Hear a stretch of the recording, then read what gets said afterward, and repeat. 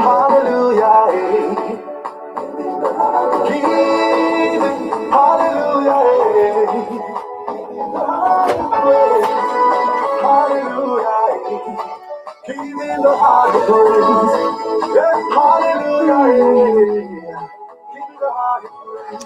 Ooh, okay, folks, we want to welcome you this beautiful Saturday evening to wherever you are. I'm Alphonso Zean of the Liberia Public Radio and Lpr-Tv. We want to welcome you to this Saturday type broadcast right here from the New England Bureau of the Liberia Public Radio. Well, like from our announcement, we're going to have two segments into our conversation here this evening.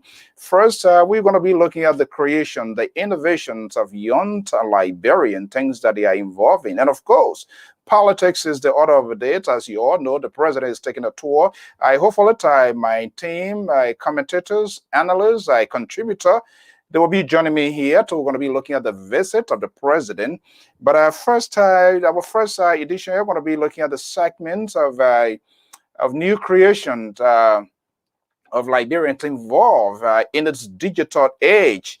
I want to be introducing a gentleman standing by right now, so you're going to be joining us. I'm Alphonso Zean of the Liberia Public Radio and Lpr-Tv.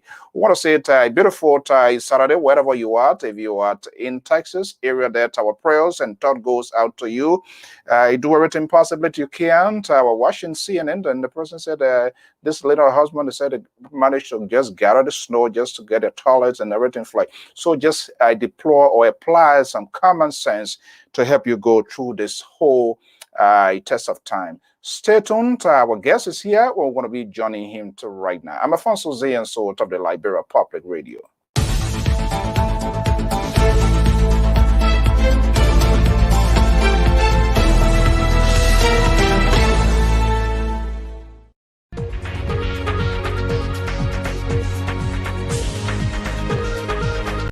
Okay, so time I spend is 8:34 Eastern Standard Time. If you are here for the first time, we say we wholeheartedly to welcome you. Do us a favor, just share the podcast with those best you can, because here we discuss issues, keep it proportionate and give people the fair share. Let me bring me my guest. The guy he's standing by, he will be introducing himself. I'm going to get right down to the issue.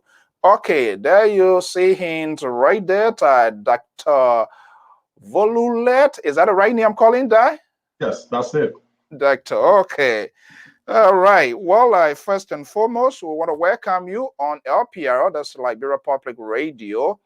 I wanted to start just a little brief intro to know what you're getting into NPR. We serve the Liberian community, Liberians and nationals issues, wide range community.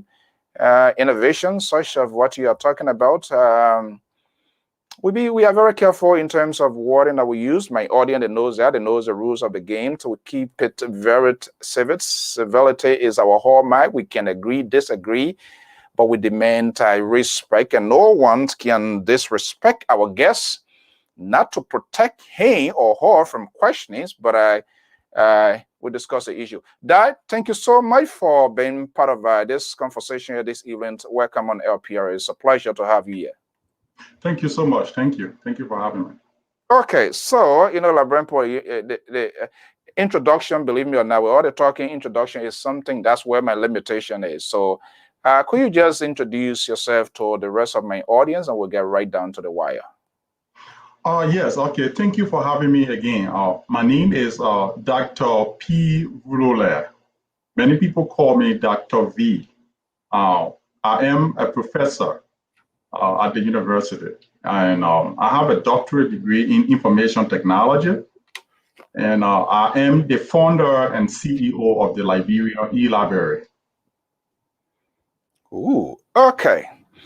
Simple, to the point. One thing I realized, people who on top of information and who knows it, they keep it very short, brief. I'm not talking about the brief that people worry now. Let's poke a little bit weekend highlight thoughts of the conversation. Okay, Dad, thank you so much for coming here, and I'm going to get into in-depth of what you do, but I'm excited to see it, Liberians making use of technologies, inventing, creating, and bringing, keeping up with the digital world. Okay, people listening here, I know Elaborate, my own colleague, they are stuff, we do stuff here, but let's put it into our own context. Break it down for me. Liberia Library. What is it all about and how it came into being?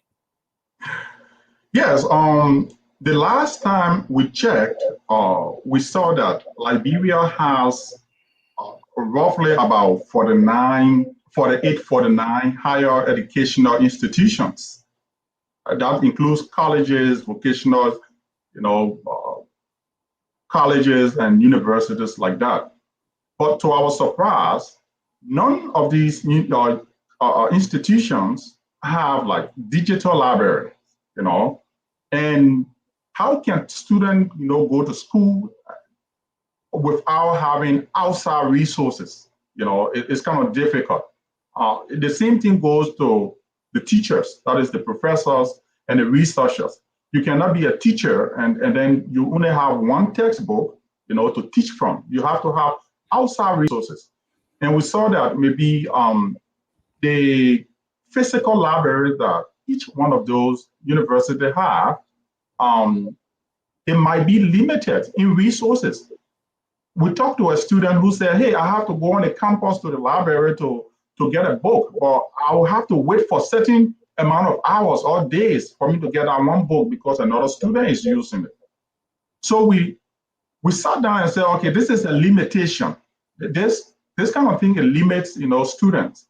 So this is where we came in to fill in that gap, So the Liberia e-library is a digital platform that provides resources to students, to support students' learning, to support teachers' teaching, to support researchers in Liberia.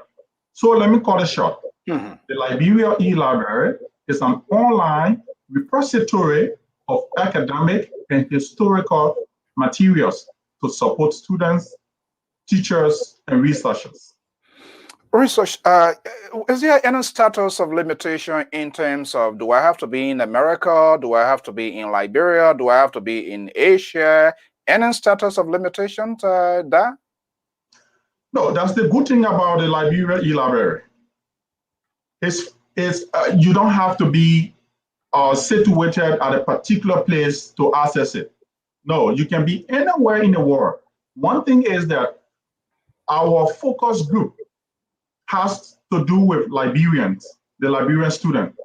But you can be in the United States, wheresoever you are, and you can access the platform. All you have to do is just register. We made a registration process so simple. Just register, and you have access to it. Ooh, wow. Just register. We want to welcome Professor Asese Labos-Zawolo. He's a senior contributor here to the Liberia Public Radio. Professor, good evening. Welcome. I'm sorry to get you awake this Saturday evening, but this is what we committed ourselves to. So I thank you so much. Okay, wow. Do I have to pay a dime, nickel, quarter to be part of this Liberia e-library? Oh, it's free. You pay $0. Zero. It's free for everyone. It's free. Here is the catch. Sometimes we have professors or researchers who write their books or their articles and they want to sell them. They contact us and say, hey, we want to add our materials to your site, to sell them. That is the only materials you will see to be for sale. And the proceeds from there go directly to that person who posted it, not to us. So everything we have is free. You pay $0. And eventually, based on the information you put in there, you get a dividend in return. That's what it seems like to me. We don't require that. Is the judgment of the person who posted that material. If you think that we are doing something good and you want to, contribute. Yeah, no, what I'm saying, Yeah, no, what I'm saying, eventually, if I post something that, like you said, did a book and I want to put it in there, people are going to buy it, you don't even get anything. Instead, the person, they make use of your technology, your creation, you don't get anything, it goes to them. But they have to use, if they want to use their own good judgments and conscience as a normal human beings, absolutely, they should be able to do that. We want to welcome our contributor, Amos Joy from Atlanta. This is quite amazing. How this creation, how this innovation came about? Hi. I don't want to praise myself, but it came from me. Me, Dr. VULULLEH. I don't like to say it came from me. That it's like you praising yourself. I don't see anything wrong with that. It's your own, it's your innovation. So I mean, I'm asking this because I'm looking at it here and it lays out very perfectly. But I'm just wondering what triggered this as a whole. You wake up in the morning, or was it in the afternoon? Was it a lunchtime or breakfast? You say, you know what? I need to do something to help the teachers, professors, students to access to be able to get things done. So I'm trying to wrap it around my neck here. How does it come about? Yes, you're right. You know, I have, a doctorate degree in information technology, and you don't find many, Liberians having such, a degree. So looking at myself, I'm like, okay, I have this degree.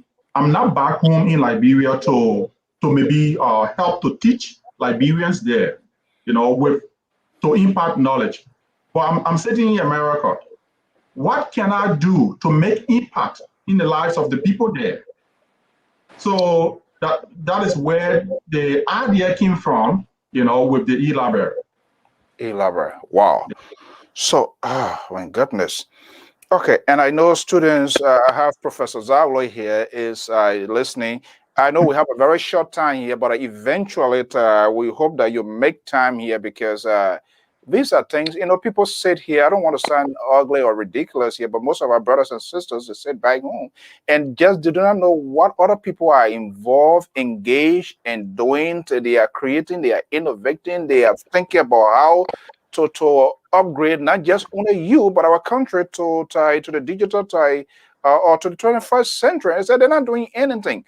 So this is I mean, it's a plus. What is the safety in terms of me putting my information out there? Is it protected? Who is what is the guarantee? What sort of information, for example, that really needs to do put in there to sign in? Let me bring in the LIBERIA here on this network, the Liberal Progressive Samson Brown tool. Yeah, go ahead, Dad. Okay, so when it comes to the type of information, because we build a system, knowing Liberia and Liberians in mind. We know that not everyone in Liberia, is like computer or technology savvy. So we say, okay, let us not make the information that we get from the people to be much. So we only get your name, your email address, and your password.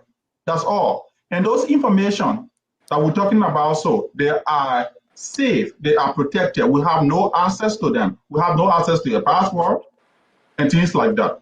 And we have companies here that are saving these informations, and we pay heavy amount of money for that every month just to have it safe. So the user should rest assured that their information, their name, their password, and their email address are safe. Yes. Look, let me ask some questions here. Yeah, okay. Let me bring in Professor Tazalo. Professor, go ahead. All right, thank you very much, Dr. VULULLEH. Nice seeing you on this platform, even though we have interacted, but never seen your face. And yeah, I was not at the beginning, but I just wanted to see: is there a way? I mean, how do people access the e-library? Do you have a way of sharing that with the audience out there? Is it possible? Is that possible? Yeah, I mean, once they give her the authority, what are the link? I'm looking at it right here on my other device here. Yeah, Liberia, e-library, business overview, office location, business officer, competitor, data set information. Correct. Those are some of the information that just doing a quick review. So let me see here. Why people share it to, so that people can, the viewers out there can see and know how to access it, right? I think that's what you want people to do, right? Access it. Yes. Okay, Yes. so what could be the link? It's just Liberia e-library from Google, right? Yeah, you can go to Google, you type in Liberia e-library will come up, or you can just say www.e like Edward, double L like Larry, R like India, B like boy, .org. Yeah. Okay, boy.org. Okay, yeah. Let me just put this here. I don't know if you can share it, and then Mr. Dr. VULULLEH can maybe walk the people through a few highlights about it, and then I can help a lot. Yeah. Yes. All right. Yes, I just put it. Let me see what I can get this color here, so people. That's here. www.ellib.org. Correct. Yes, that's it. All right. So I mean, that's it. Somebody, how do we? I mean, first of all, my question to you is that so what? I mean, I don't know whether you kind of elaborate on what it has, and how. I mean, what can people find on it? Yes, the platform has variety of resources like math book, chemistry book, algebra, English, education, historical materials about Liberia from all the way ACS, American Colonization Society. So whatsoever course you are taking in school, we try by all means to have your information there. Biology, physics, everything you can think about. So were these books developed by written by Liberians, or is it just by any author? No, these books are not written by Liberians. Some, yes, but not all. So what makes it different? I mean, what is the difference there? Why would a person not say, "Well, I just go to Google and just search for a math book and use it"? Yes, you can find all these materials on Google. You can even it's very hard. And one of the best thing there is that instead of you going to Google and then searching, taking more than 30 minutes to search, we already have it compiled for you in a particular location. Mm-hmm. So are there any plans to maybe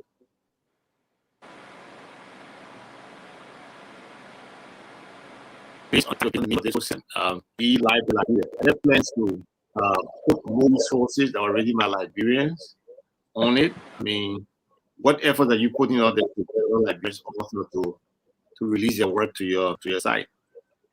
Yes, we are really encouraging Liberians because the platform is actually there to also encourage research and researchers from Liberia or Liberians.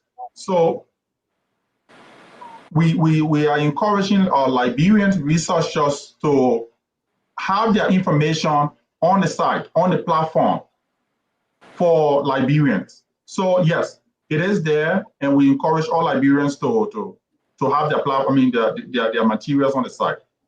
Okay. Thank you. And I have a question. Okay. This is Samson too, of course. My question is, I think the good professor asked a little bit of it. Who specifically your target audience? Liberian students in Liberia. What are some of the things besides what you just listed? What are some of the things that you have on that site that perhaps be like an eye catcher or somebody to entice some of the students that like reading? Let's say, for example, you are a biology student and you want to do or complete your assignment. You come to the site, you will find a lot of biology materials on the site to help you complete your assignment or to help you get ahead of your peers. So to say we have specific materials there that will catch someone's eye, you know, people are different. So we don't really look at people to say, okay, this one will catch this person's eye and things like that. So the materials out there are general. Have you thought of, and maybe you probably have it, but have you thought of having Liberian professors, teachers back home, perhaps to put their lesson up on your website? For example, Professor Zaglo could give some sort of a lecture, and that becomes part of your archive where people can go and just click it on click. The reason I'm asking this is because you can go on Google, not just Google, YouTube, and put in any subject matter. You will have people coming in to tell you how these things are done in math, science, physics, and everything else. But the point is, most of these people are Indians, and the language barrier is very difficult sometimes. So have you thought of something where you will have Liberians, professors, teachers that will come and do similar stuff like that, but speak in the language where your target audience that you stated will be able to understand? So this is one thing about the Liberia e-library that maybe I did not touch on. We look at the universities in Liberia. Since none of these universities have digital libraries, in addition to the free collection we have, we go ahead and provide digital portal for each of the universities, those that are interested. So let's say if you look on the site and you check on like university, we have it there. You will see the list of participating universities on the site. So this way, a university that comes and sign up, they have their own section where they can digitize their materials. So for example, the one you just talked about professor adding their materials for their student. They can add that on or within their university platform, and it will only be for their student. We don't just give the platform out to universities. We also train staff from each of the universities to take over their, university digital platform. All right. So, but one last question before I turn it on to Mr. Sawyer. What your staff? How many members you have on your staff, and what are the makeup of your organization? Currently, we have about 5 staff members, and we have 3 board members. Looking at our staff, we are diverse with minimum education of master's degree. And everything is listed right on the site. So that means I'm not qualified because I'm not even a GED holder. But anyhow, but do you intend to pay the people, the staff? Are you paying people? How are you getting your fund? Currently, we are not paying anyone. Whatsoever that goes into the program come directly from me. So let's say, for example, this site you're just looking at, this Liberia e-library site you're just looking at, we pay about $52K to get this up and running, to set it up the way it is. And this fund came directly from me. So all the staff we have, they are all volunteering. They're all on a volunteer basis. I see. Okay, well, the site is up there. I hope you will have the opportunity to come back again, because some of us like to really dig into it. And then when you come back, then perhaps we will have a truthful conversation, because right now I'm at a disadvantage because I've not had the opportunity to truly review, so to speak. And so, but we'll take your word and we'll believe that. But I hope you will give us the opportunity to come back on this platform again, where we will truly engage you as well. Mr. So, please take it away. Yeah, I think, Pa George, you want to say something? I know we have a limited time within, so we want to keep within the scope of that time. Thank you, Doug, for whatever you are doing. But I want to ask you, I think I said you made mention about donation. And now you're saying that you're the only person have donated to this website. I'm asking you, are you getting donation from other Liberians or from some organization? Currently, no, we have received no donation from any organization. We have, when it comes to monetary donation, no. But when it comes to just manpower, volunteering, physically, yes, we have received those kind of donation.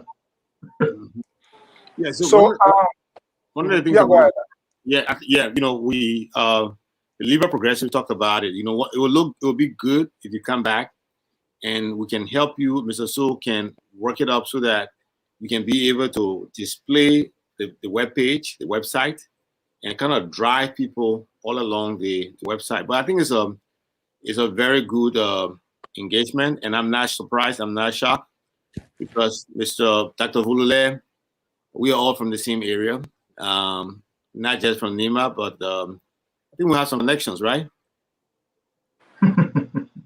Yeah, we have some kind of distant family connection. So you come from a very smart bloodline. So great job. I will talk to you about that because I have some. Is that why you're not surprised? Because you have a family connection, Professor?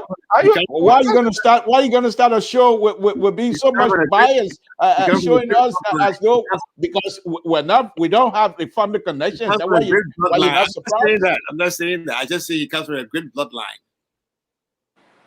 That's what I'm saying. He just made a disclosure. That's right. Well, this is the problem. Anytime this liberal comes on this network, yeah, he's trying to create some sort of drama. And you know, they have here I mean, there are a lot of information here to get COVID statistics. A lot of information here is just huge. Yeah, and how can people? I can host mine. I'll see whether he has a way of hosting my YouTube channel, the one that I did for the WIEC. Several years ago, I did a whole channel, created a whole YouTube channel to help students, you know, with the WIEC, the WAS mathematics. So maybe I'll talk to you off here and see how it would be that resources can be added there, you know, so that students can be able to access it also. But I think it's a great idea. And again, once you give her the authorization, whether you are here or not, but hopefully we can work out time. I think this is overdue, as a matter of fact, and I thank God you sent me that message today. I'm like, oh, I got to improvise, because these are things that we like to talk about. These sort of innovations that will bring pride to our nation. But unfortunately, people are enticed with bad behaviors, bad things. But we can't give up, you know. There are people who are doing an extraordinary job, who are helping to get the image of our country. And I think such a people, we shouldn't relent to make them to share their inspirational story, and other person can give hope to that. How one can reach you? Those that are listening, maybe they want to reach you personally, they want to talk to you, they might have in-depth questions, or they want to sign out and all of that. How can they do that? We can share those information if that's something you're willing to do. Yes, we have our phone number. It's on the website. On contact us. There you will also find our email address and everything like that. We are here we are here 24/7. So because we know that we're dealing with Liberians in Liberia, and most of them usually call, write, or to ask questions and things like that. So if you go on the site, just check on about us or contact us. You will find our information there to contact us. Okay, I'm saying the number. Is that a 610 number ending in 1073, and the email to njohnson16@yahoo.com? Is that it? No, the phone number is right, 610-803-1073, but the email is office@ellib.org.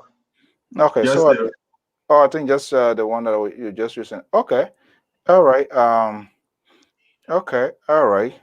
Well, I don't want to be like people who would like to keep within the framework time. Agree, so that next time we can have the opportunity. I don't want to be like one speaker. Police people came, the police were there, and I time they were opening folder to to address the crowd because they still want to have their own way.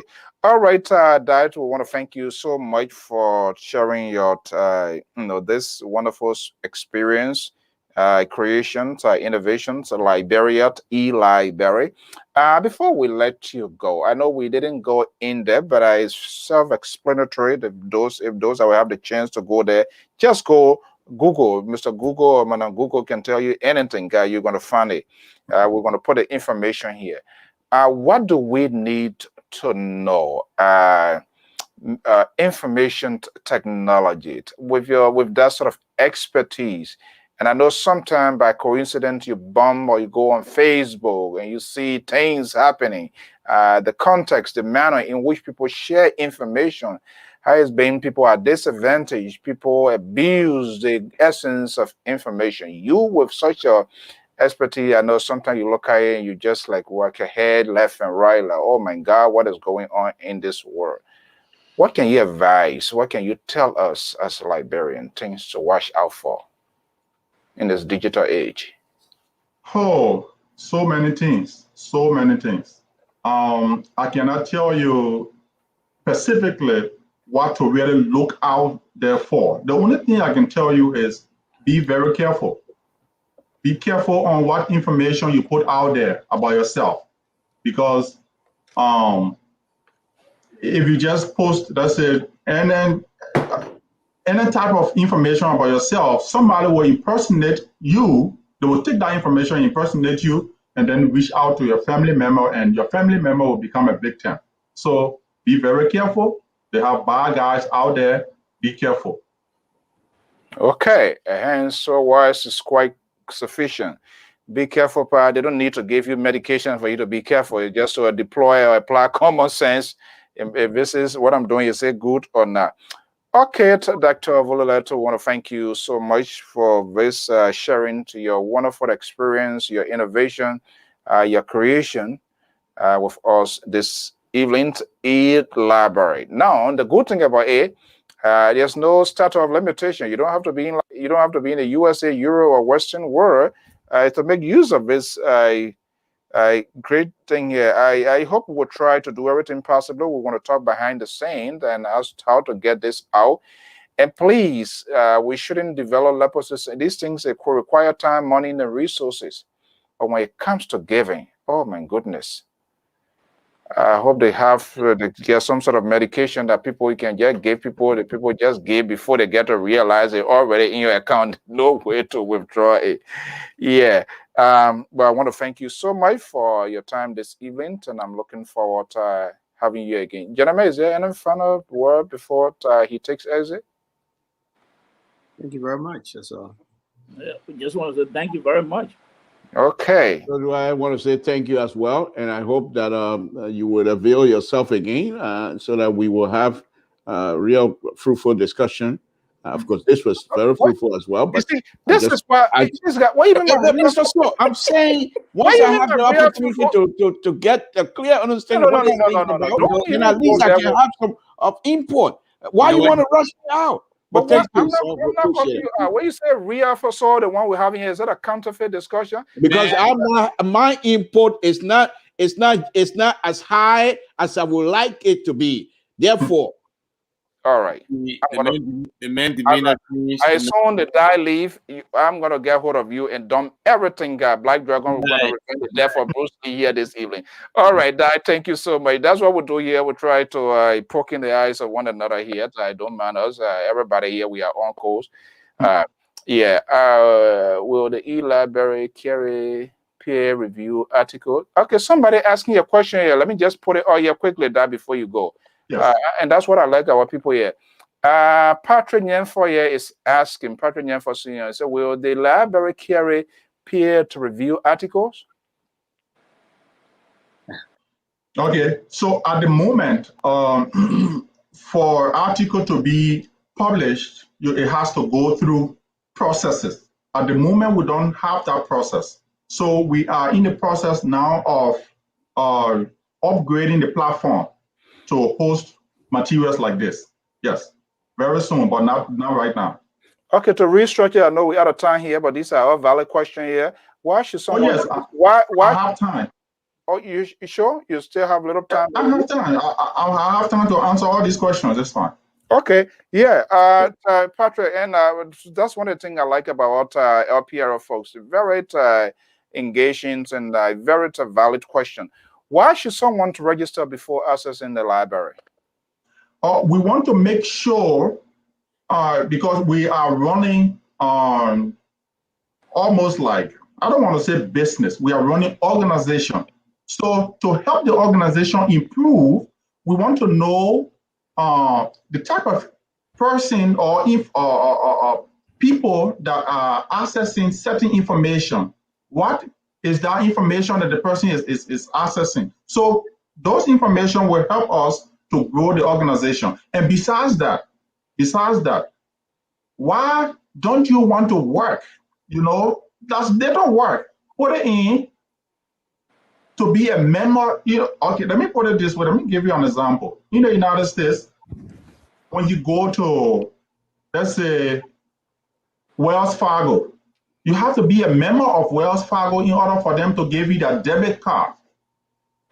So it's the same thing here. We want to be able for you to associate yourself with us, for you to find yourself valuable. If we just make it free without registering, you won't see yourself as more value or valuable when it comes to using the platform. Is that part of that too, to keep the database system to know the user? Is that part of the puzzle of this whole thing here? Because you leave it open and anybody just can't brute to go inside. Just how they're going to come by. Do you keep track of members in terms of user, maybe on a daily or weekly basis, stuff like that? Yeah, we keep track of that. Yes. Well, first of all, so, they have to have a way of accessing whether this website is useful. By people registering and providing those information, it helps them in collecting such information on the usage, some analytics that will help them decide what kind of information to put. Should we focus more information on this one because this is where people who are coming are accessing more, or should we change our information? So those things are very important in this day and age. There's hardly any kind of place you will go to get this kind of material when you just go there and just check and come out before registering. I think, yeah, it's extremely important. How do you determine the authenticity of a user? They have people all out there always acting like a scientist in their own world. For whatever reason, to just go beyond the border point, I want to see whether this guy thing here is right. And they just create all sort of account or want to do. Is there any way to determine who is doing something dubious or who is not a right person, for example? Is that where you determine that? We try to monitor almost everyone activity on the platform. If a user comes in and register, and the information that you register with, we feel that information is not genuine. Like, let's say the day before yesterday, we had a user who registered, and the information they use, they just said 8888 at 888.com. What is that? So we have to follow through to make sure to call the person or email the person to find out if the person is real. And we found out that the person was not real, and we have to delete that information from the system. I don't know how to get these fake people out of our site. It's so everything they want to do some kind of way. Nobody knows. Now, Nathan here is asking that does the membership have an expiration date? Is that why you got to get a membership, something like a car expiration of time? You got to be active, for example, on that. All of those things, you keep track of it? No, there is no expiration, for users. No. You register today, you want to access materials today, go ahead. You want to wait after 3 years, 4 years to come back, fine. Okay. And I told you, my work folks are very interactive here, and that's the good thing about it. We focus on the quality of people here. And Mr. Samuel Dogbai here, hopefully I'm calling the right name, is adding up to your argument. It could also be for accountability. Yeah, and I agree with you. That makes sense. Sam, if you were to call you, yeah, you can't just have thing here because people say free and you're just going to have Everybody just jumping in there and doing every other thing. Okay, well, we're going to take a review on this here, and folks, hopefully, do you accept a goodwill gesture in terms of donation? Even though, I mean, we have to get it out there, and you know, I think I'm quite sure you're still building it, and all of these things. The bottom line is the finances. Yeah, so it's no question about that. You know, I came to America, I thought I was going to find money. I thought maybe I was going to buy a new car for 200, 300, not knowing it's not the case. You tell anybody, you go to all the garage and park, but still, they're in thousands of thousands. Yeah, so I think obviously Liberians, folks, followers, this is a very good year, Mr. Nyanfos. Thank you so much. You say thanks for the initiative that. Yeah, so students, teachers, and it's a Liberian as a whole. There's another guy who created a Liberian social platform too. We're going to be bringing here. I mean, we got to look out there for people. Not these politicians who always give for a headache and nothing in return, part of lyrics. So is there, okay, is there any way, let me see this last person here, Mr. Emmanuel Yakwa, is there any way to get quotations from the site? Quotation, one thing is the site, we don't have any copyright or anything like that to the materials on the site. The copyright goes to the author. So whenever you are using any materials from the site, you have to cite the author, not the LIBERIA. Okay, yeah, give the credit to whom it is due. Okay, like I said, millions of questions going to be coming here, but what we're going to do, there was a sort of an impromptu one here because it was overdue, and we are all agree, but I can see the taste, the appetite, people are finding it very, very much interesting, and so we have to do it all over, and please, we are here, if not over every week, I mean, 3, 4, 5 times. Let us know for this sort of thing. We don't have limitation for such a kind of creation, sort of innovation. Pop, shoot me a text anytime, any hour, believe me or not. We're going to bring you here and share as this website, you know, this project grows and new things are happening there, so we can share that. Thank you so much.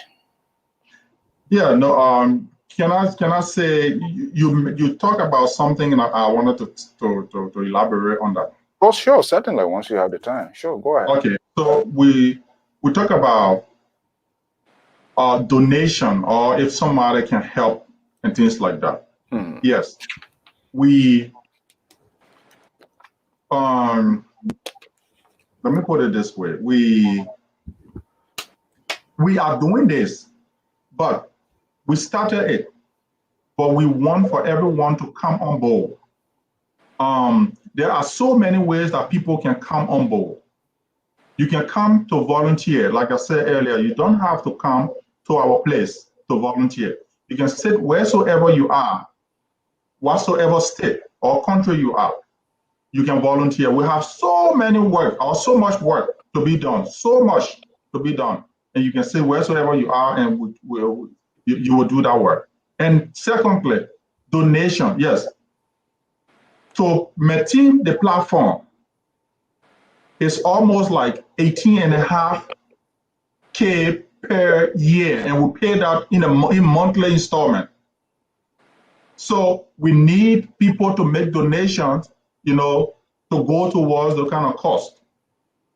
Thirdly, how you can help? You can help by telling others about the site. Not everyone knows about the platform. Some people have no idea. So share the word out there to people, that people get to know. That's third. Fourth, you can, I think the professor just, he asked a question before.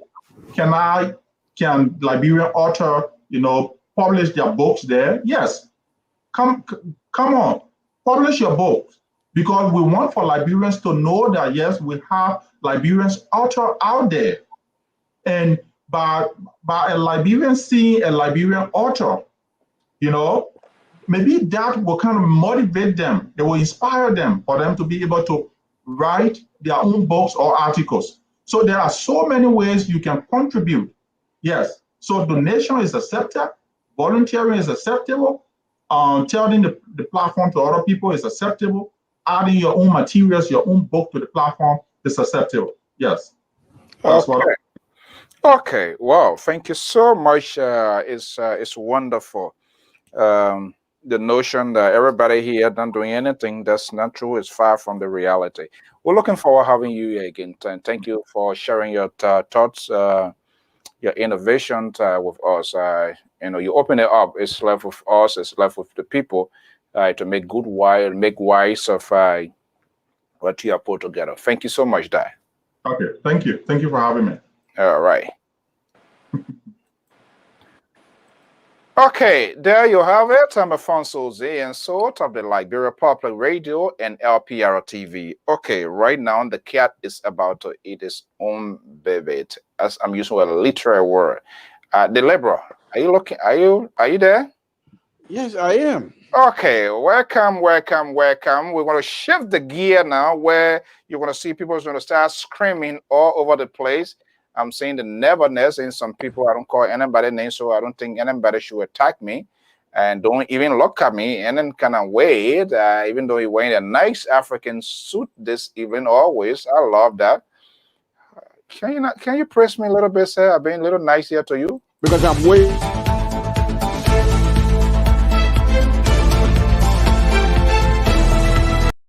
Okay, because you're waiting what? Let me take you back to Totan here this evening here. Totan.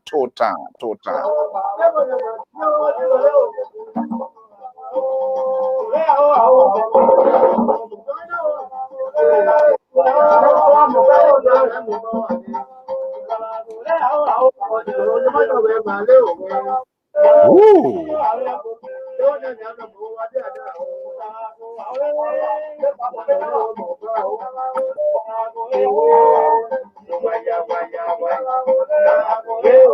All right, let me just take you into Totem. I'm getting somewhere. We're going to get to down to the wire here. But as you know, the president of the Republic of Liberia, His Excellency George Manen Weah Fokeklo Bekugbe, was in our own county, and I listened to I saw the images coming from Zulu Whiskey. Zulu Whiskey, and it was quite amazing. But I think this young man too, he get an extraordinary journey. Let's see here. There are some good things about him. We will disagree with him politically, but there are some good things about him. Let's take a little bit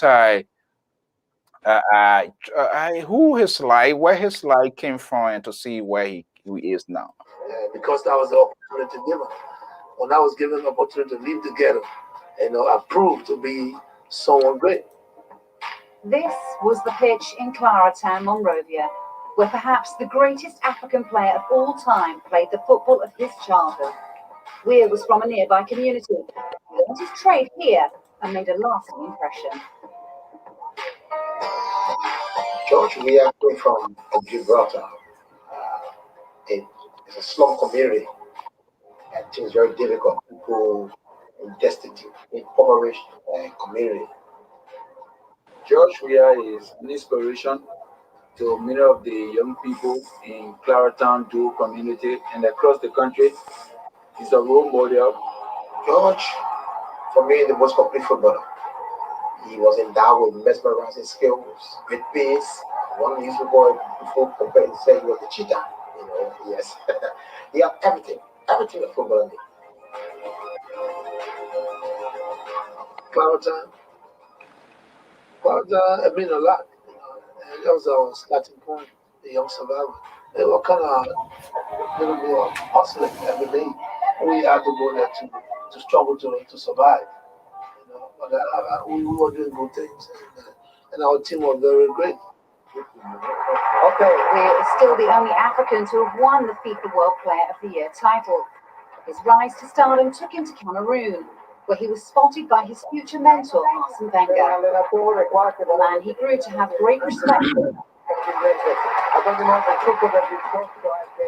This is the man. I remember it was George. Work hard, you're going to be a great player. And when I came to Europe, you were like a father to me. Every time I go to the field, and I was playing for Arsene Wenger. I wanted him to know that what he have done for me, this is the way I could pay him. So I could break my knee, my face, my hand for him, just to win the game. He took care of me like a son. And I couldn't believe it, because when racism was at the peak, Arsene taught me that a black man and white man can live together. I want you to keep this. This is for me, but I want you to keep it because you deserve it more than I do. Thanks, Mr. Coach. In France, Weah won the league once and the cup 3 times, but it was with AC Milan where his career peaked. I enjoy Italy, and playing with that team. One of the best teams in my life. With that group, you have to practice well, play well. You have to be consistent to make that team. And they all love me because sometimes, some part in the game, they all look up to me, call me Lion. Lion, King Lion. Give us some of the African voodoo. And then I laugh. I said, no, I don't have African voodoo, but don't worry. God is there, we're going to win. Then we just joke around. It was a great team. In 2000, Weah was loaned to Chelsea, another prestigious stop on his European tour. There he won the FA Cup. But there was one disappointment in an otherwise perfect career. He was an idol back home, but he was never able to lead Liberia to a World Cup. They came close to qualifying for 2002, but it wasn't to be. I'm very religious, so it's not a regret for me. I would have loved to play in the World Cup. I think it was an opportunity for me if I would have gone on the world stage to wear Wow. my country. We try to keep it. He has a very extraordinary take on it, a real narrative, like a story. We will have our political differences, but he has his own journey. But now from the field, he turned to be a politician, which of course, a successful politician, to be the father of the land, to be the president of one of the oldest republic of Liberia. This was the president to date in the provincial city of Zouadrou, Grangida County. Your Excellency, His Honor George S. Y. Zean, Secretary George, 7th Judicial Secretary, Grangida County. And of course, speaking on behalf of the leadership is Honorable Paul T. Neil, the County Inspector of Grangida. Thank you. Thank you. Okay, let me see here. I want to see if I can just go to his point here. I know most of you listen to it today. Hawks for 100 years. It is wrong. We will do our best.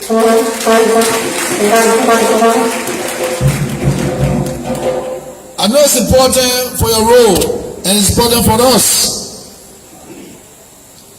I left Montserrat County to go as far as Afidokli, where I'm from. It could be maybe 600 kilometers or 700 or 900, you name it. Even over 1,000 kilometers.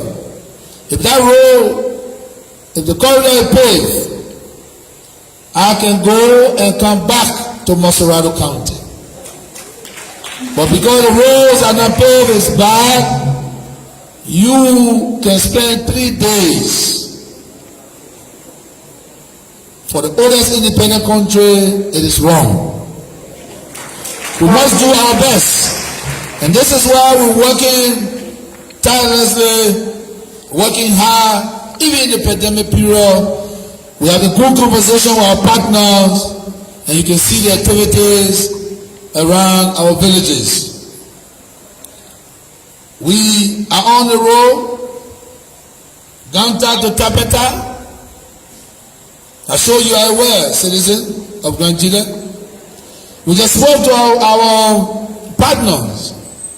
We cannot achieve Ganta to Tapeta, and then we don't do Tapeta to Zwedru.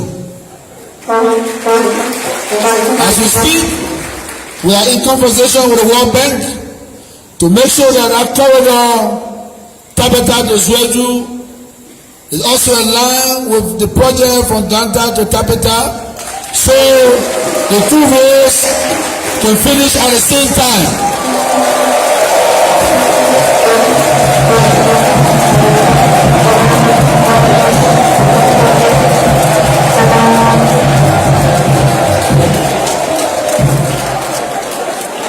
So we are working with our partners, and it's on the way. It's on the way. I, Josh, Mane, Fokikron, Jare Bakube Tapewia.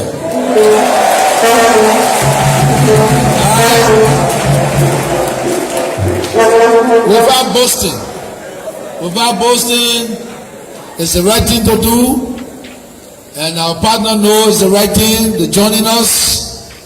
We must face the corridor. If I will not achieve anything in this leadership that you gave me, this role, I can promise you that I will fix it.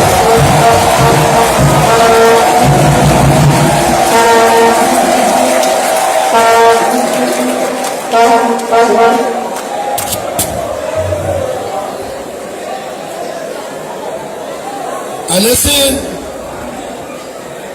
to a speaker here, he talked about the concession Putu Mountain. But we are in discussion already. Okay, I know, folks, time is fast spent. Most of you listening to this today, it was quite fascinating.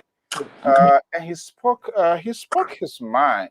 The last piece that seems to be a huge political commitment, making reference this role, the connotations of that, it goes way back. This role is being overdue. This role, the implication could be this thing could have been done long time. This role, Liberia is 173, 74 years old now. This role, I went through this role to get me to be here. This year, he made a full commitment. Okay, but I hope I try to, I don't know what I skipped that here, but one of the things that he talks about today, and I'm glad he spoke to it because some of us came out, and some of our brothers and sisters, like Grenadians, they didn't see it that way. He denounced the action by some Grenadians or other people that disagree with them in terms of what they did to Yeke Koluba and Honorable Yeke Koluba and that of Alexander Cummings. I know you listened to. I think that was a sort of relief to me, ain't that it was ridiculous, it was absurd, it is unacceptable, it is uncivilized. But I listened to him, it was sort of careful that he wanted to say, but he said, you know what, I want to come here to say it. So it's like going home, coming back to a hall, or saying it in-house.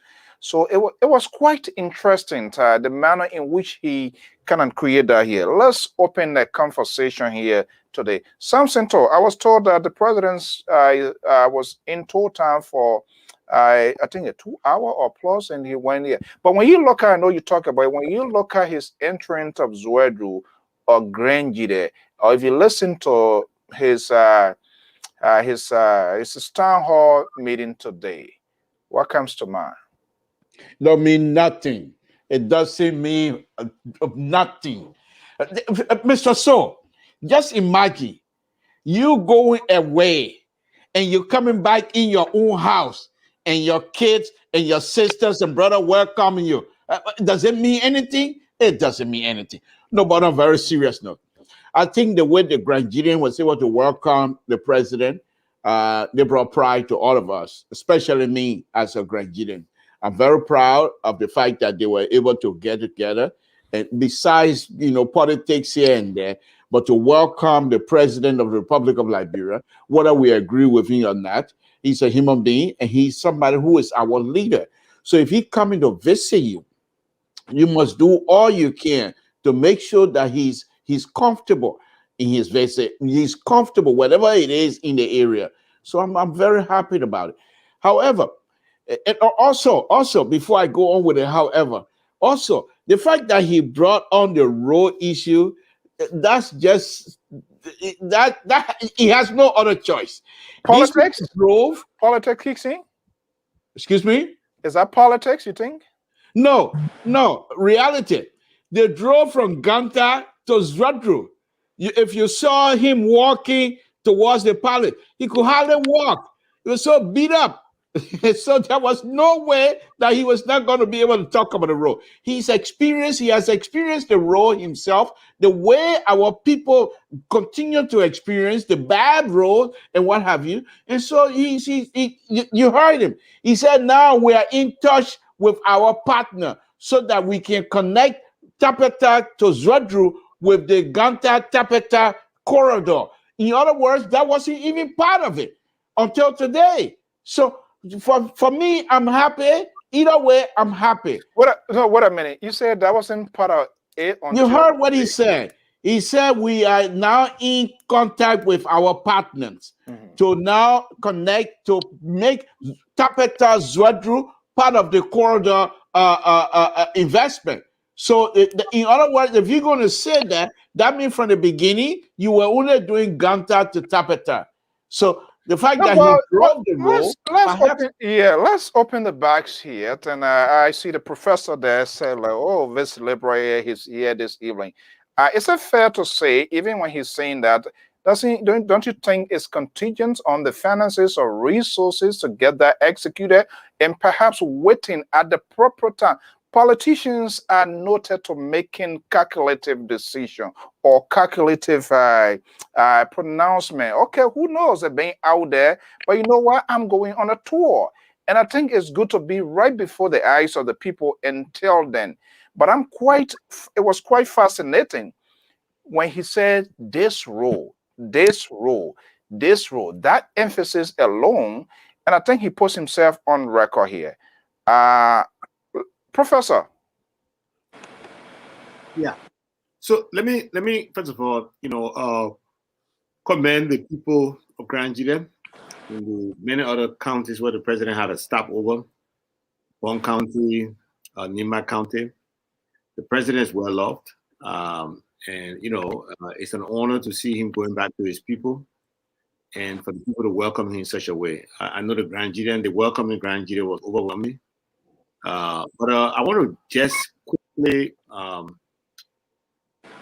maybe punch a hole into the liberal progressives' assertions here tonight that the connection of Zwadru and the southeastern part of Liberia was not on the agenda of this government. The connection of the southeastern part of Liberia to the major political trade center of Liberia, Monrovia, was a day one goal and objective of this government. You may note that this government pursued a loan to be able to construct a coastal highway.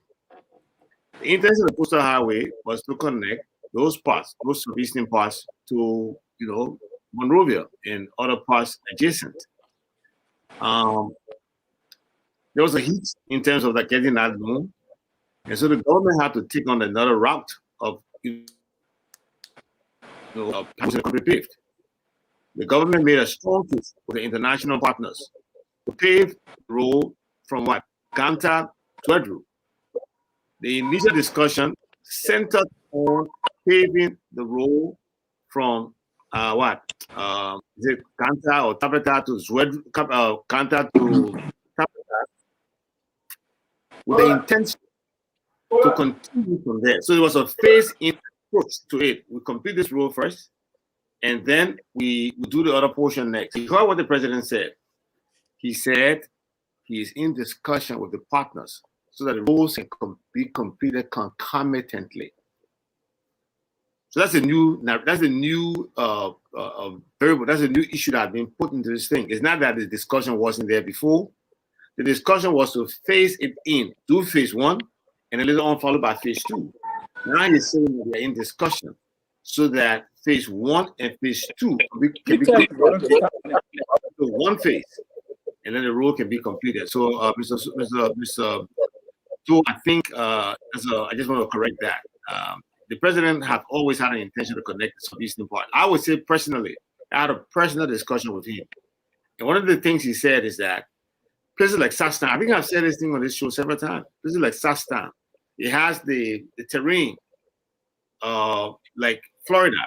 And so if that area could be connected with paved roads, people could come from the United States to visit Liberia and decide to go to Sastan to spend their vacation. Because the road will be paved, they will go there and have the very nice terrain and then be able to come back in Monrovia and make the trip back to wherever they're coming from. So it has always been his goal to connect those parts of Liberia with paved road. So it's not a new thing. He's not playing politics. But besides, the southeastern part of Liberia and most other parts of Liberia, outside of Montserrat County, have been ignored and denied of the benefit of the taxpayers' resources. For those areas to not be accessible by paved roads up to this point, it's an indictment of all previous government. I think that's something that we Liberians need to be taking stock of and start to seriously consider whether we'll be trying some form of government officials posthumously for dereliction and abuse of resources. Before I go to Pa George here, let me give the Liberal the opportunity. Something I touched on, I'm not sure whether it was on purpose or his deliberate act. He didn't speak to it. I said I was happy because I didn't like how my fellow Grenadians behaved that time, despite our political differences. But the president this time around, he said, well, I wanted to talk it out, but perhaps knowing that I'm a son of Grenada, let me come in-house or let me come here and say it. And he denounced, he categorically rejected that this is not what you're supposed to do. Whether it was a political correctness statement, but at least we saw something coming out. Do you care to speak to it before I go to George? Well, you know, I really don't mind to I don't even want to go into it because we know that what the people did. Why you don't want to go into it? Why? You cry wolf here, you scream here when that incident took place. It was the very first time you and I getting into an agreement, and we said the president should speak. Okay, we understand months and months has come and gone, but the president also made his argument today, say, hey, look, I wanted to say this long time. In fact, from what I saw here, if you could just look at a facial expression, it was sort of indecisive. Like, you know what? I have to say, this is the venue. This is the opportunity. I assume 99% of people that are here, they are Grenadians. Of course, there are different Liberians live there, but within, I think he finds it very convenient that he wanted to communicate here. Why you don't want to speak to his something? Because I believe the president is at home. I mean, if you watch the president movement, and even today, he feels relaxed, to be honest with you, because he feels at home in Grand Grenada country. He feels at home.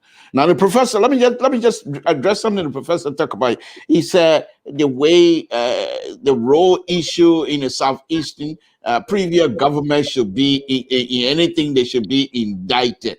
And I would say, Professor, this government, 3 years in power, should also be indicted. Now, Professor, you not only a professor, but you have an engineering background.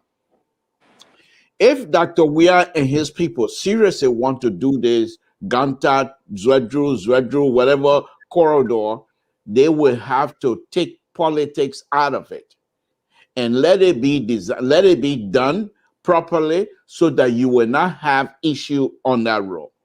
Before the war, that road was always good, even though it was built back in the early 50s. But because of the way the road was built, the construction of the road made it so durable. In fact, the road itself, they most likely built it for over 50 years lifespan because they didn't do asphalt, any of those kinds of stuff. They just did dirt. But they built it the compaction of the road itself was durable. So if the president will not get into politics and said this road must be built so that I will be able to win, when you said politics, you will have a decent road, because you cannot take that whole corridor. You can't take 3 years to build it. It's going to take more than 3 years to build it.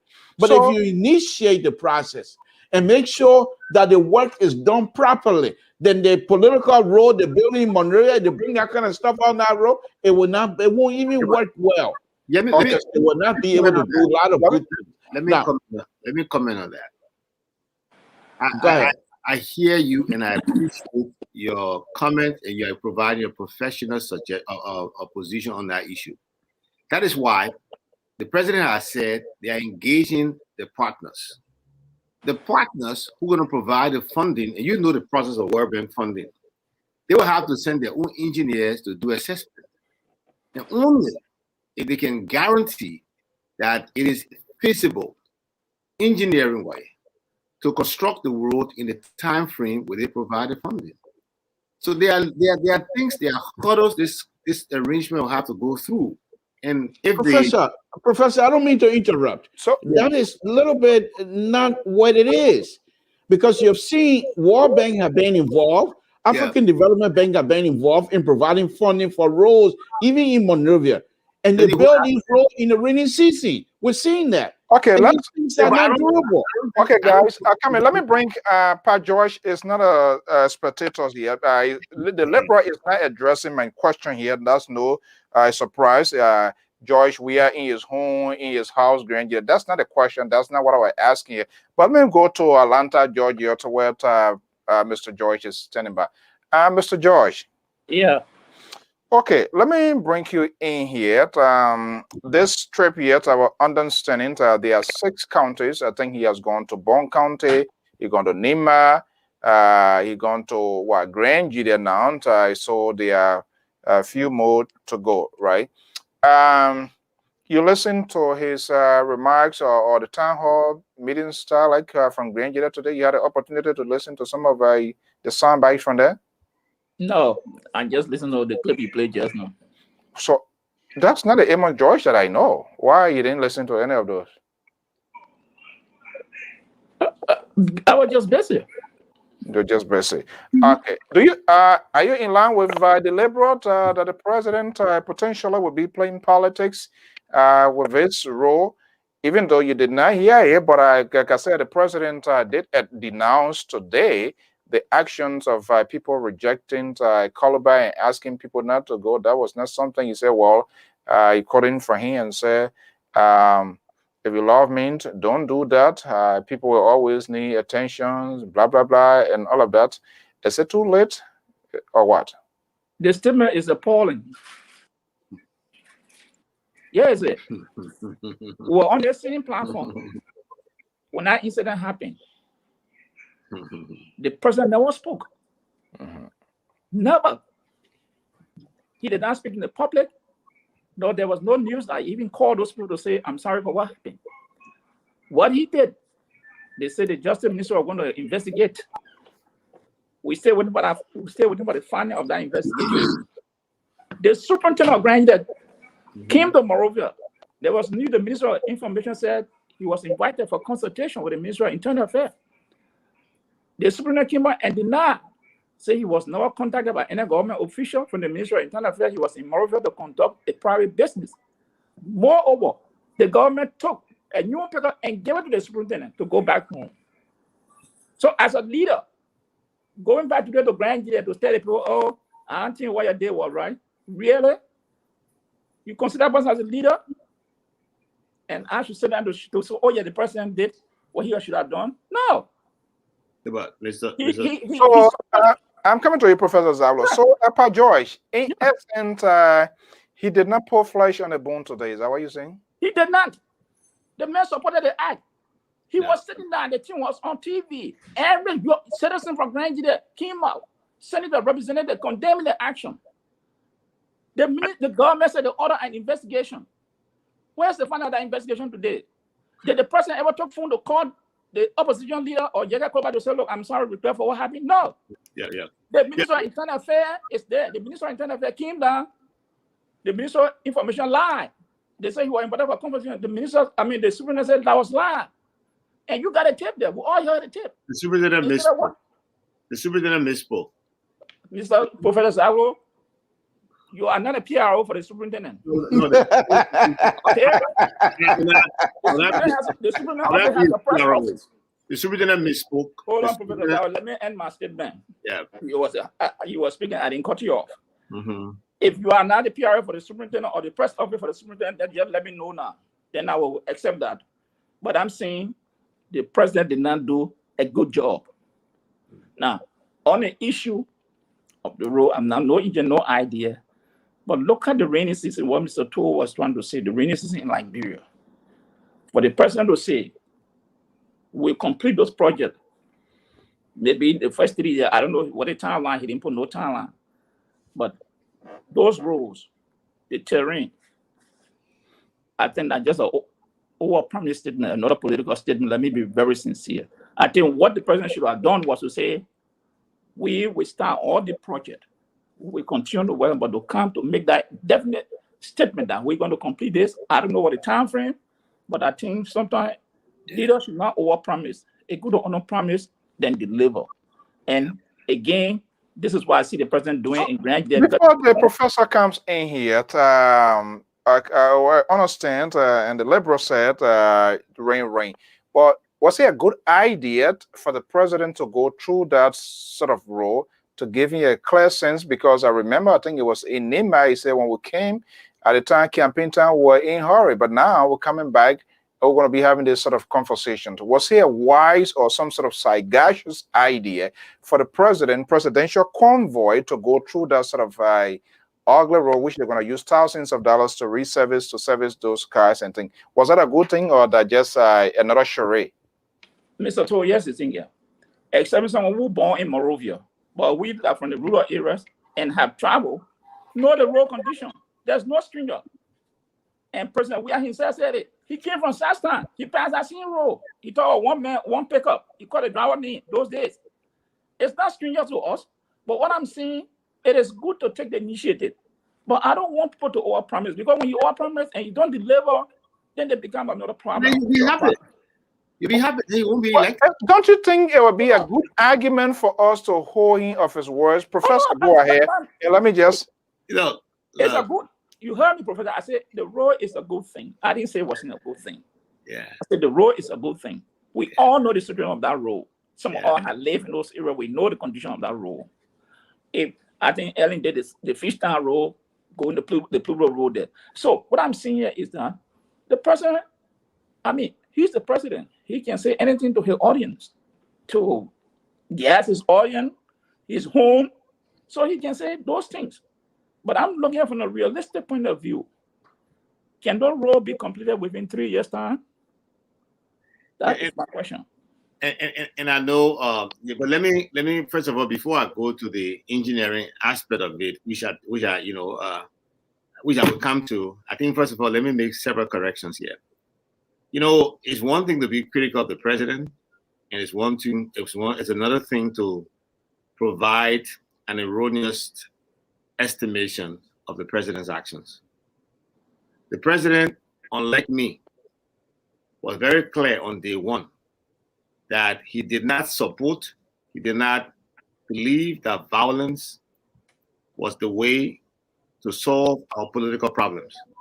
He immediately condemned the actions of the Nigerians who let me ask you, when did he do that? Let he finish his thought, and then you come into you can interject with questions. It was very swift. And he spoke in Monrovia. He said it. The president's people they reach out. I can tell you that for sure. Like any civilized man would do, like a man of peace, President Weah would know. His people, our people, reach out to those who were involved. They were rebuffed, but he remained opposed to the actions of those who engaged in what most people are calling harassment, intimidation of the opposition delegation in Grand Jury. He did speak up on it. You're very clear on it. But every attempt to meet with and engage the other parties was rebuffed. And so you can't do anything beyond that. If you try to reach out to people and they say they're not willing to reach out to you, you just have to step aside. But there were every attempt made at all levels to make sure that the president's message was conveyed very clearly, that he did not support what transpired. Now, like I said, I'm not going to change my mind. I believe every group of Liberians has a right to decide that enough is enough and to call on their public officials to engage in some level of decency when it comes to politics. Honorable Yeke Koluba had been engaged in a very divisive politics, and so the youth of Nigeria wanted to send you a message. I do not see that as a problem. And the president has his own opinion on that. And the president did make every effort to make sure that his message was conveyed to those visiting, that he did not support it, that people who stand with him should not be engaged in such activity. He was very clear on it. And so today what he did was a reiteration of his previous statements. Now let me come to the road issue. Again, like I said, Mr. To, I agree with you. And I'm not going to question your engineering background, and I'm not going to question your sincerity when it comes to what you have said. I do understand that you are quite correct. And the idea of making bad roads in Liberia, it predates this government. If you can recall, the road right before the Freeport River there, where the water used to settle, sometimes I think 1986, 87 or so, they spent about almost a year trying to repair it. And by the time they repaired it, the rain came the next day or so, and the whole place got flooded. So making bad engineering decisions, constructing bad roads in Liberia is not anything new. So now, what I would say here is that I understand that the UN, the World Bank, the IMF, all those institutions have evolved. They are beginning to understand better how things are done in Africa. And I strongly believe that based on their structure, based on their checks and balances, I don't think they will approve of the timing of the construction of a road when they know that that timing will undermine the integrity of the road. I really don't think so. If they do so, it will be surprising. Professor, let me just show you, explain something to you very quickly here. The IMF, the World Bank, the African Development Bank, and all those people that give loan or give money to Liberia. Can you hear me? I'm hearing you. Yeah, you go ahead. So why is it my picture is now up? I'm talking. Why is it my picture is not up, Mr. You're getting ready to start with your conservative, conspiratorial idea here tonight. I'm talking, you have the professor picture up, and not my picture as a liberal progressive. I found that very, very, very troubling. I hope this show doesn't go on like this here tonight, where you come in with some sort of means to sympathize my views and whatever that I'm trying to do here tonight. By the way, Professor, my picture is up now. Let me just say this. The IMF, they're not going to tell you, just like they do with the money issue in Liberia. They're not going to tell you, say, this is how we want you to use the money. You want money, you give them good justification, they will give you the money. The same thing with the road issue. They're building a road right now that leads from EW Junction all the way to Roberts Field. They have in a medium, and I have the video, they have in a medium where they're now thinking of putting some sort of open ditch. Okay. In other words, they expect water to leave from the roadway and come into the ditch. Now, if the video that I've seen, the concrete boxes that they're making, the boxes, they're being joined together. They join in those boxes. When they join them together, they're not putting epoxies on them. I've seen it. So you're already going to have a leak that's going to seep through under the road that they're going to be building. IMF is not going to come out. World Bank is not going to come out. African Development Bank is not going to come out and say, this is not how it's supposed to be done.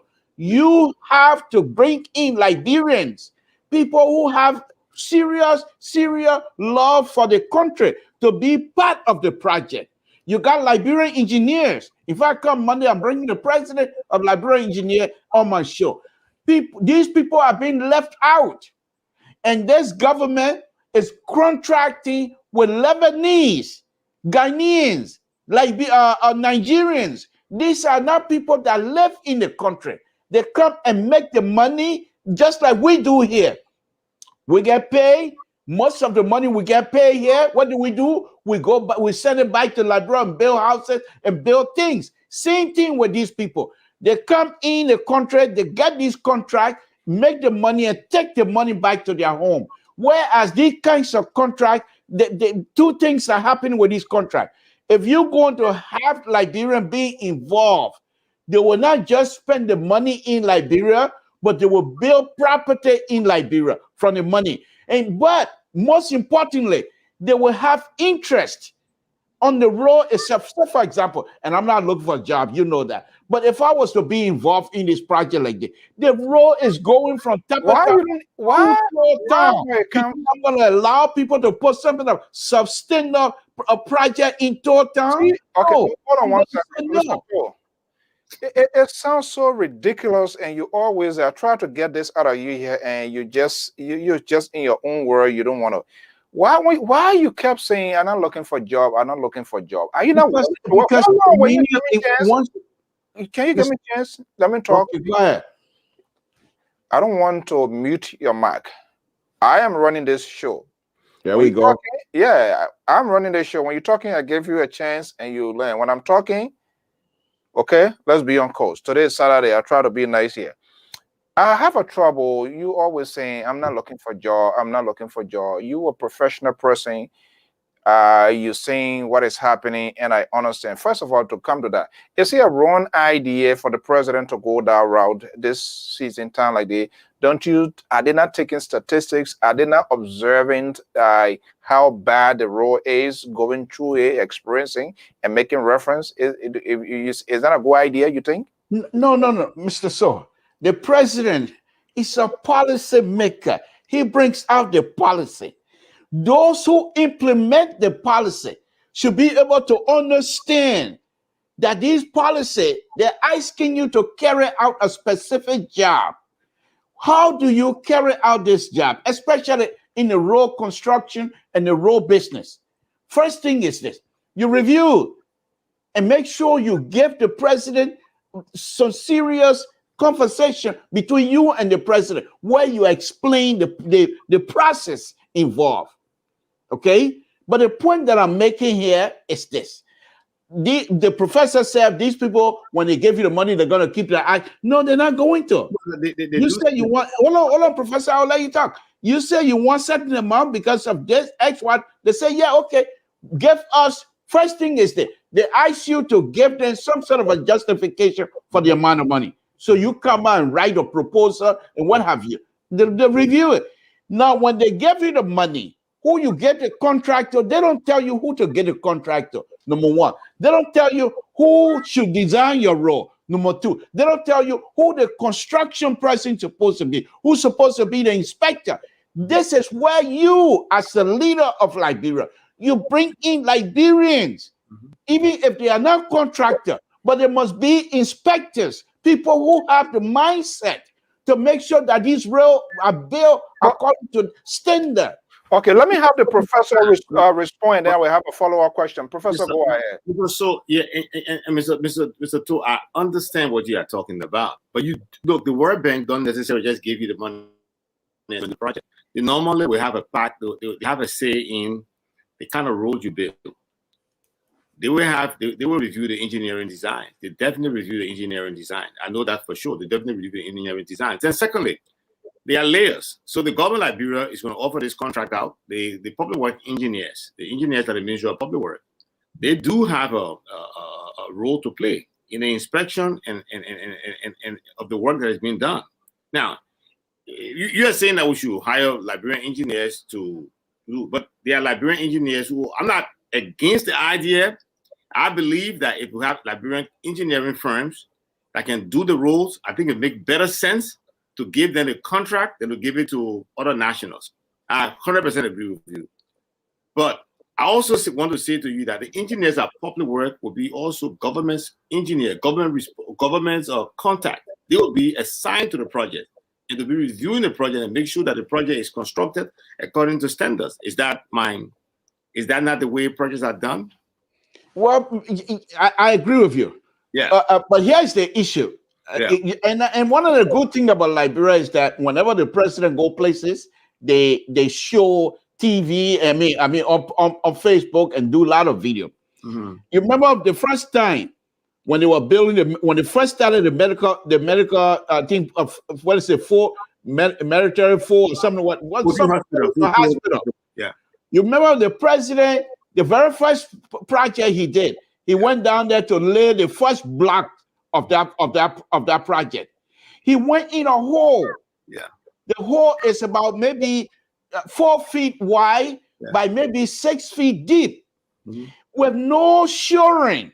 Yeah. You're gonna put my president in that hole with no shoring. So in case a cave in, there's no ladder around. And you have people from Ministry of Public Works, they were there. One thing. Another thing, the president was doing some inspection of the building, and they have these rebar, what we call steel rods, bicone, sticking up with no plastic cover whatsoever. And you have people going up and down.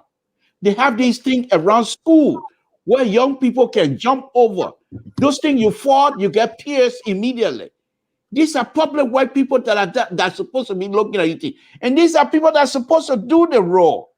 This is what I'm talking about. And then so you need to get people who have the clear understanding of how this thing is supposed to be done. Let me make a suggestion to you then. Here's the point. So the point is not whether other nationals are constructing the role. The point has to do with ourselves. And some of the points you make here, I had the same concerns with the president in Grand Jida, in Ima, on the farm. You had the president holding cutlass in hand with no gloves on. Yeah, so yes. He was looking at your hand and be like, regular clothes, nobody with a towel to give to him to wipe his face.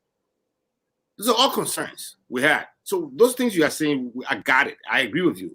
In terms of you made a big issue about using Liberians. Using Liberians does not necessarily help in any way to improve the quality of the project.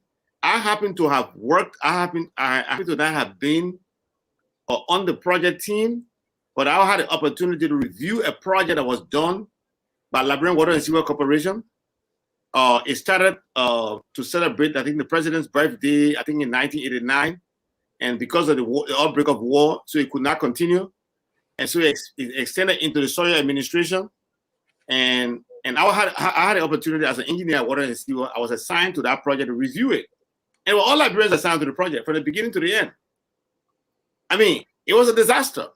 So having Liberians to do it or not doesn't necessarily answer the question. But yes, what I would say, Victor, I think Victor is the president of the Engineering Society, correct? Victor Smith? Yep, Victor Smith. Yep. Okay. I think the Engineering Society and people like you who are still practicing engineering, I'm not practicing engineering anymore. I think you guys have an obligation. You got something you could do. Is to write, in a legal sense, they call it friend of the code briefing. You write a professional paper, amicus brief also, to the Ministry of Public Works and send a copy to the president, outlining some of the challenges you see in constructing the role in the time frame that the president is putting forth, also identifying some of the pitfalls you see in the design of the Rawafi Highway, and see whether something is going to happen. It's one thing. Let me intrude you a little bit.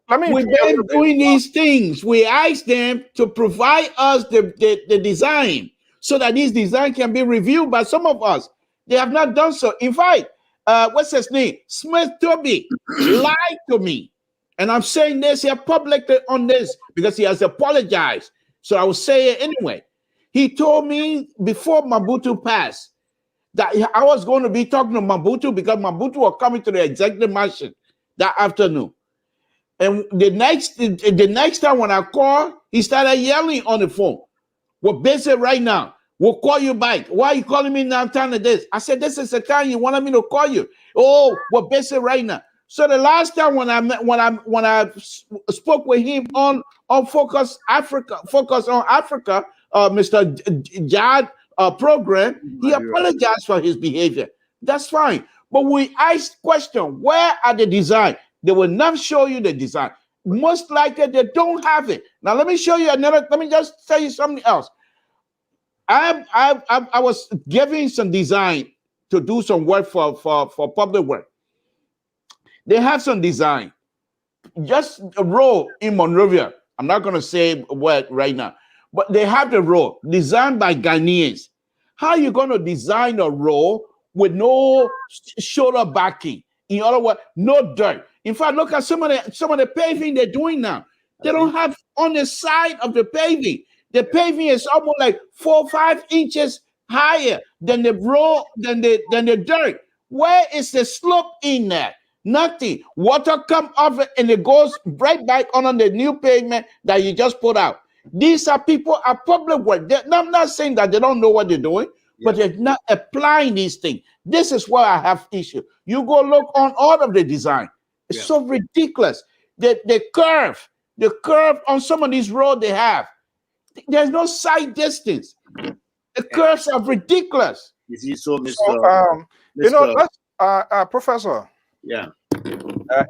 And that's the frustration. Even my own, we're considering as a brother, may his soul rest in peace. I know he came one time this network. We tried to get him back. That did not happen. He was promising until this thing here. And that's the frustration here, because those that are in charge, when you try to reach out to them to have this sort of civil conversation with the hope of other Liberians in and out, other places to make a contribution, you don't, I mean, you can't listen to them and be able to tap into something that is applicable of whatever they're going to be doing. Unfortunately, they can't come. So, Mr. Toll, let me ask you, I saw the acting public works minister is on a trip with the president. It gave me a sense there should be some other technical team members also traveling with the president. What they should be doing by now. And I agree, the president is a policy maker. He's there to push together things. But what should the authorities, when the president is focusing, is talking about this rule, this rule, this rule, I mean, it's overdue. And he fully understands that. What should they be doing at this time? What should be their own inside work when they see their president, somebody that is serving, and they're serving at the pleasure of the president to get something done? What should be their concentration now? Well, you think about it, and I feel bad for my brothers and sisters back home working over there at public works, to be honest with you, because these are very difficult conditions. It's hot, humid, it's rainy, and what have you. But if you take on these type of position, you should be ready to be truthful with the president. The president, you have the right to say, I want the road from here to Town to be built tomorrow. He can say that. But you as a technocrat, you as an engineer, you're going to have to explain to the president, Mr. President, this is not possible. And you lay out your reason, not because you're disagreeing with him because you can't make it, but you saying based on technical issue, these are the reason why you can't do it. Number one, what they're supposed to be doing right now, whatever the president is suggesting when it comes to the road issue, they themselves need to walk the road and see what the issue is. I know sometimes you sit down and you say, oh, the road is bad. People driving on the road and you see all the mud and stuff like that. How did the mud come there? The reason most of the time is water issue. And most of the time when you find the mud area on Liberian Road, it always have to be at the valley. You have a hill coming down this way, hill coming down, and at the bottom where they're supposed to have the drainage system, that's where you have all these mud issues. Those are the kinds of stuff as they're going around. They need to start taking pictures of these bad areas and then come back to public works and say, how do we fix these things? And you find people to bring ideas together to fix these things. If not, if you're going to use the scene alignment and say you're going to fix that road without taking into consideration the drainage issue, which is causing all of your problem, and you think you're just going to do that road, by you just putting new asphalt on it, you're wasting your time and wasting Liberian people money. Yeah, I know they do. They do exactly what you said, Mr. Todd. Look, they do it. They do an inventory of the road. get in the car, not just because on the president's trip.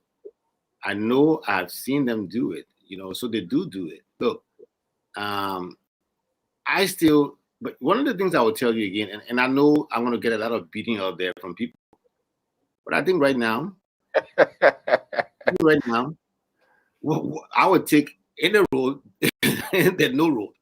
And I understand we're looking at the cost and everything. What you say, Professor? You will do what? I would take some road than no road. Look, you know what? I tell you one thing. I go to Liberia on an annual basis. I would love to go and say maybe spend some time, a week or two, offer a course at Tubman University, you know, and be able to come back, you know, spend a couple more days in Monrovia and then come back on my trip. Right now, it's just impossible to do. By the time you travel from Monrovia to go over there, 1 week is gone. Then what time do you have to teach a class and come back? So I think any kind of road over there will be good. But I do understand the trepidations and apprehensions of Mr. Engineer Toll.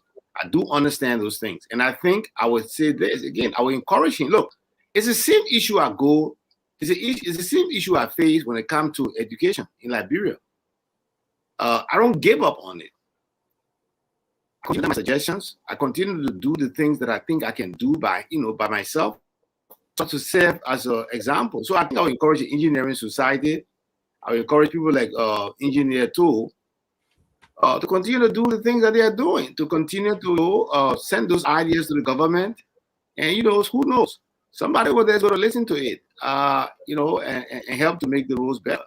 But I think the intentions of making the rule, I think the good intentions far trumps the no intention whatsoever. You talk about a country that 100 and some more years old. And that area had never really, I mean, President Dole started it and he faced some tremendous hurdles. But that area has always been problematic. Most governments not even, just not even look at it. So I think, I will embrace it, and I will encourage people like Mr. Toll, Victor Smith, Engineer Smith, to be able to put the suggestion. But mind you, Victor was a Deputy Minister of Public Works, right, Chief? Yes. Yeah. And what happened there? Well, he was seeing the same issue. The same issue when he was Deputy Minister. There was some issue involving a road specifically, and the way the road was supposed to be constructed, he was not quite in favor of that. Okay. And the issue of those, and I don't want to go into detail here, but the issue of those who was getting the contract decided to go run into the vice president, and then it got to the president, and the president wanted the job to be done immediately, and Victor was not on board with that, and it caused some serious problem. So, but I'm not going to go into detail, but he has done his work, that's for sure. So, Mr. Toll. Yes. With your expertise, because part of what we try to do here, and you know the traditions of LPRA, we critique, and at the same time, even the professor and all of the contributors here, the essence of all having this sort of conversation is at the end of the day to get a recommendation. Whether they accept or not, that's a different thing. And we are not always, we don't get tired in doing that. I understand the Minister of Public Works and other officials, they are traveling now, but just stick to the mic of this role here. And this is a quick, I would say quick hurry in the sense that people not getting down, they are now observing, they are not looking at the mountains, the valley, whether there's a slope, how the land looks like, and all of those things, and then they are not looking at that now.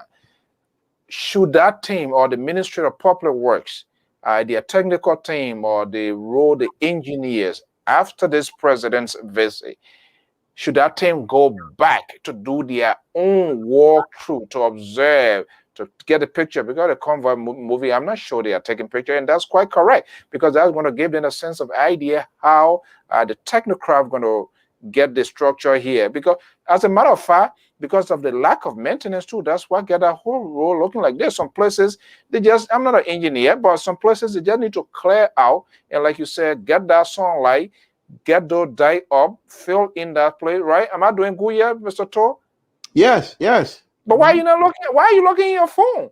Well, I'm trying to show, you know, Mr. So, when we come out these kinds of platform, when we're having conversation, there are people that are following. I made a statement here earlier about the president going in the hole when he was laying the bricks for the military medical billing, and that there was no protection. Somebody wrote, a lady wrote here and said that's a lie. I just find that picture, and I'm trying to put the picture out now so that they can see. Can you send it to me? So I will put it. Can you send it to me as an inbox or text, and I will try to do that. Okay, I'll do that. I will do that right away. I think that will be better. Yes, and you know, part of that, you know, and that's the thing here. People, I don't know, the people will always want to distract people. But again, when you get it, and that's why we don't just get it and say and talk to you.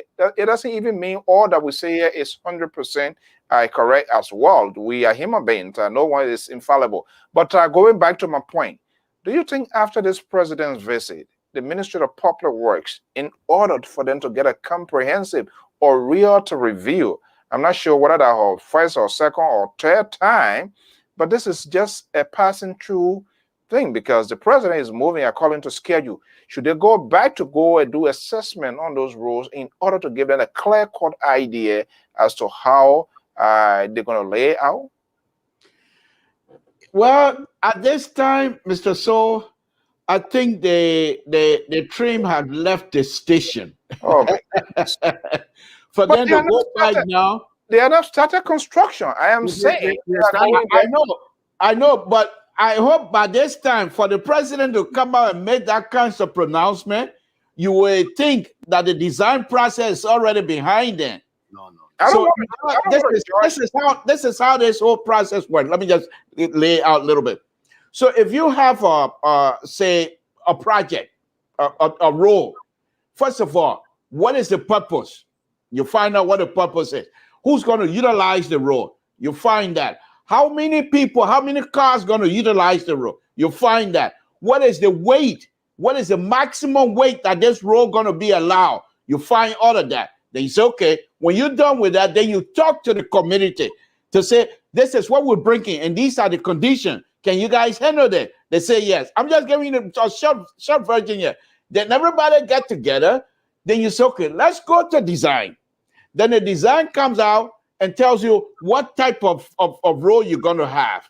This in the design process, this is where you go out to investigate, to identify trouble spot of the role. And then when that is done, then you come back and tell in collaboration with design, and then you say, okay, these are the trouble spot. This is what we need to do. This is the mitigation factor that's going to help this trouble spot. And you make all of those process and the decision. So by the time the design is done, everyone is on board. The environmental issue is resolved. The design issue is resolved and everything. Then you go to construction. Now, if you miss any of that thing in a design process, your only next logical point or place where this thing can be fixed is in construction. Okay. So, you know what I'm going to do? I think they are past that. I will try again because, like I said, these people, they become more or less selective where to go because they do not want to answer some tough questions. And this is a bad thing because, I mean, this is something they're supposed to be doing. They would give them a clue. We'll try to reach out with the Ministry of Public Works. And I think I want to have, I don't want you say, how are you talking about hosting Victor Smith? Victor Smith is your friend. All right. So I think. So what's that supposed to do? What's that supposed to mean? Yeah, tell you when I ask all of the questions needed. Yeah, you are not even making full disclosure yet. I want to ask him why he resigned. If there are things that he was doing, he didn't do it right. Please check your inbox. Yeah. I'm getting message here. I'm gonna be looking at it here. So I think I really want to talk to him. I want to talk to him, and not just only him. To talk to other people that are really involved in this whole thing here as well, so that we'll be able to get I don't know. I think he should be willing to come. You think so? Can you use your influence on Victor Smith? Yes. If you want to, truthfully, he wants to actually discuss the engineering aspect of the engineering business in Liberia. So if you want to host him, I can talk to him because I was supposed to have some sort of a testing section on Sunday. If you want to host him, that's fine. Yeah, I don't have anything to hide. Yeah, and and believe me, you're gonna be part of that conversation as well, because and not just only him. Believe me, I'm not an engineer, but believe me, questions gonna comes about just based on the question. You know that we're gonna have. Did you get that post? Say it again. Did you get that president in the hole? Where you come from with president in the whole business? Yeah, no, that lady said a lie. Yeah, no, I'm working on it here. I'm trying to see. You don't know what the woman was saying, that you are lying. Because she just said no, that's what she said. Said this, that is the lie. But you don't know who she was referring to. No, because I Professor, you see there's other earpiece. Listen, there's other earpiece. Yeah. I've got it in my ear as I'm talking to you. I'm listening to the whole program. So when I get, this is you lie. You see that? Okay, this is the picture in question here. So you see, there's nowhere around there that have any kinds of safety aspect. This is the president of the Republic of Liberia. On the in front of him, that's a scale, a ruler, and that ruler is about almost 3.5 feet long. The president himself, he's more than 6 feet. Look at his bike, and you still cannot see the top of the ground. You see what I'm saying, Professor? Yeah, so there's nothing in that area to protect the president. This is, if you look at the ground, if you look at the soil, that's sand. That thing can cave in anytime, even if it doesn't hurt him. That would be a very embarrassing situation to have the president being pulled out of a muddy situation. This is ridiculous. So, lady, you say I lie? Yeah, there. I've been appalled by the way people handle people around the presidents have handled him. You know, I've been appalled by that. Can you talk? Do you think they can have these sort of conversations off camera, Professor? You know, see, our country is a place where there's a high unemployment rate. So sometimes, for some people, any suggestions you make to them that will kind of like, they may interpret it as you questioning their ability to carry on their function. And what they interpret that to mean is that perhaps you don't want to see them in their job. And so it makes it very difficult for people to accept, you know, even the most constructive, honest criticism. And that's what I would say. I got a lot of calls from people to talk about the presidents, you know, on the farm, you know, in Nimba. And when I went and watched it myself, I said, wow. Yeah, I mean, bare hand, no glove, nothing. Let me see. I didn't know that president. I didn't know that president could wipe their own. Hold on 1 second. Go ahead, Professor. Okay, let me. Go ahead. Okay, all right. Let me bring in Nathan here. Nathan, you called with just trying to get you hooked up. Are you there? Yes, I'm here. Man. Okay, yeah. I guess you've been listening. What's your observation? We can't hear Nathan, Mr. So. We should be careful. The president, I'm happy he was received in Niba and Grand Guinea country like he has been doing. I like that. But it meant his life, his very life, to bend down, his back is facing the edge, and they don't know what's happening. It's so bad. Poor management. And I would disagree with the professor. I'm a liberal though. I'm happy. And what he said that I like, some things was done in the wrong way. Things were not handled properly. The president to go in a bush, brushing farm with no gloves, nothing. And the liberal professor just said it. This man loves you. He's our president. We love this man. And I'm only concerned. I'm fearful. Like the professor said it. The man, he left from Monrovia, most of the country, got there to say this. The road, he kept blaming the past, but he's not looking up to the future. Well, Helen said what she could do. And for him to sit down and just say all you say, but he did not say this is what I would do. What I would do was that I believe that he probably secured some contract from Niba to Tabeta to Fisa, like he said. We all love that. We all love good roads. But for the president to blame the past, but not looking up to the future, where the president came and blamed all the presidents before him. And this is the fish town. We all know that. But you know what? It's hard. I forget much of what he said. Look, I love Professor Zaulu. Last night, I almost cried, shed tears when the Liberal Progressive pointed to this guy, Twain, to say he wasn't started, betrayed. They were not people, but they were just merely. I'm going to quote him though when he said they were just men stars. And said he was the Minister of Finance. The other guy was the Minister of Commerce. The other guy was bank director, betrayed. From the $5 million went missing or in question. He said, no, that's not true. Where we are being led, even the Bible said it, hell and destruction are before the Lord.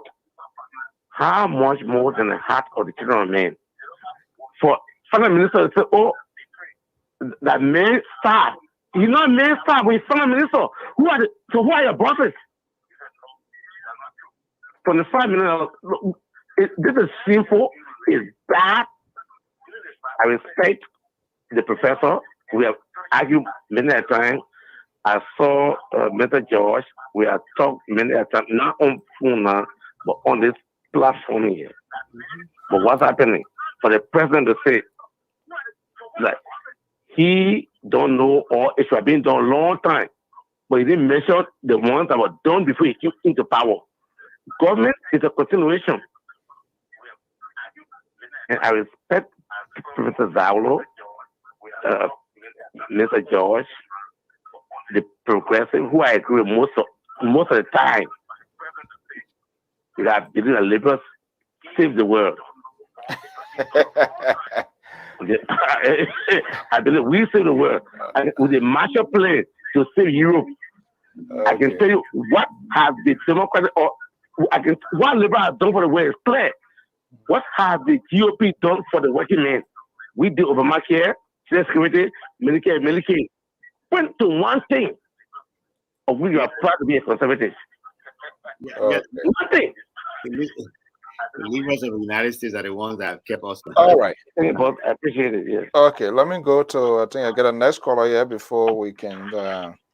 Okay, 346 number 3746. Thank you very much, Mr. Stu.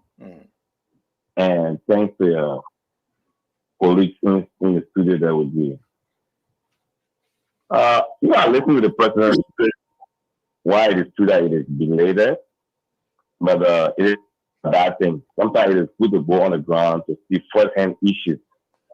And with the reception he's been receiving, I don't want him to be carried away by the reception. For Grand County, it was not surprising. I mean, even if they are not giving such a reception like that, we will question them. The president is so happy to welcome in Grand County, as we all know from the past election since 2005. It was not a surprise, but for the Nima County and Bond County, I wouldn't want him to rely on any of those crowds he saw out there. Because they did not come to him because they like him. He came to him because some people don't know him, they didn't hear about the president, and the president is coming, going to the town, going to the county. People will come to welcome you. Some people will just come out because they want to see you. They don't know you, but they are not coming because they like you. But on the issue of the role, you know, and like the president said, I think it's some political promise that he's saying with Nigerians, and I don't want to rely on it. The time the president has right now, it sounds like a campaign message, and I don't think it is started. Right now we have 18 months, let's say, because we have 6 months in between for rainy season. We'll be getting the rainy season anytime from now. So even if this government is to get into contact with anybody to pave road from there, to connect the road from Ganta to Grand Peter, like he's saying, in the 18 months it's not going to work. The time frame is very short. It's not even going to go anywhere. So that's just a political promise he's giving the Nigerians, maybe so that they can keep their hope up. But it is good that he made a promise. You know, I love politicians to make promise. Because when you make promise, then you give us something to hold you with. You know? And that promise was also set as a start for his 2023. Why it is true that I don't want to believe that it's either going to change anything for the Nigerians, whether that road is safe or not, he's still going to have women vote from there, you know. But it is good that he made a promise that some of them, you know, will have something to hold him with and say, look, Mr. President, you promised us when you came here. You said you're going to do this, you're going to do this, and you haven't done anything. So that will serve as a means of, you know, also helping to support the opposition who will also use that means to push against him. And with the issue, the statement he made about the National Callback thing, I think it was a shame that he even made that statement. It was a big shame. The superintendent work is a direct representative of the president in the council. The superintendent blunder and the president saw the issue that happened there. We all have the video. Anyone on monitor, FBI, you were in Grand Peter, I follow you throughout. It was so disgraceful thing that happened down there to a major opposition political party or political member. The superintendent blunder, the student in the town, he was not punished. But instead he was given a new pickup telling him thank you.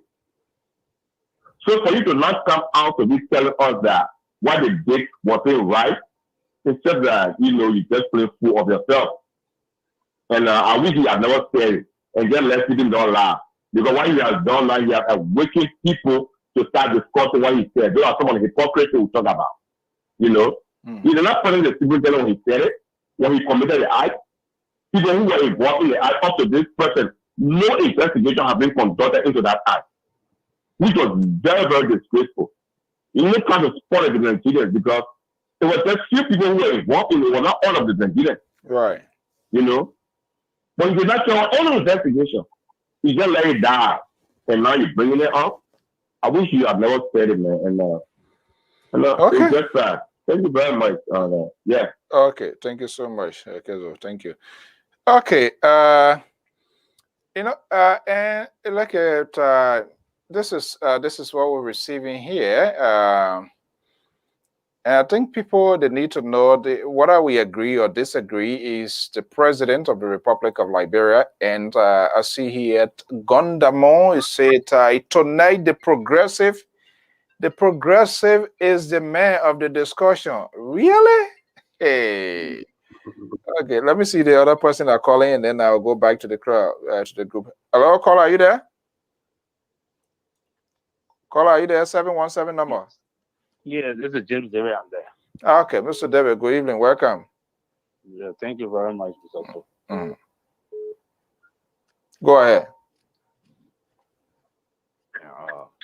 We get some businesses going on in Moreville. We don't get no here, no take. Why all the cabinet ministers with some assistants, some directors, also, what of them follow the president? And nothing going on in Moreville. How you know? You say you guess on what? Why every minister, every assistant, all of them, why they follow the president, nothing going on in Moreville. Now you go to some of the offices, no work can be done. When you went there? When did you get to sign your people? The president had to sign your people. It looks disgraceful. Everybody want to follow one president? I don't know why the president decided to carry all the cabinet ministers.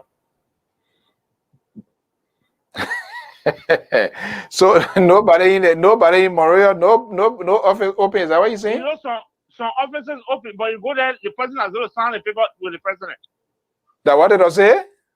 Yeah. What could be the example of such an office?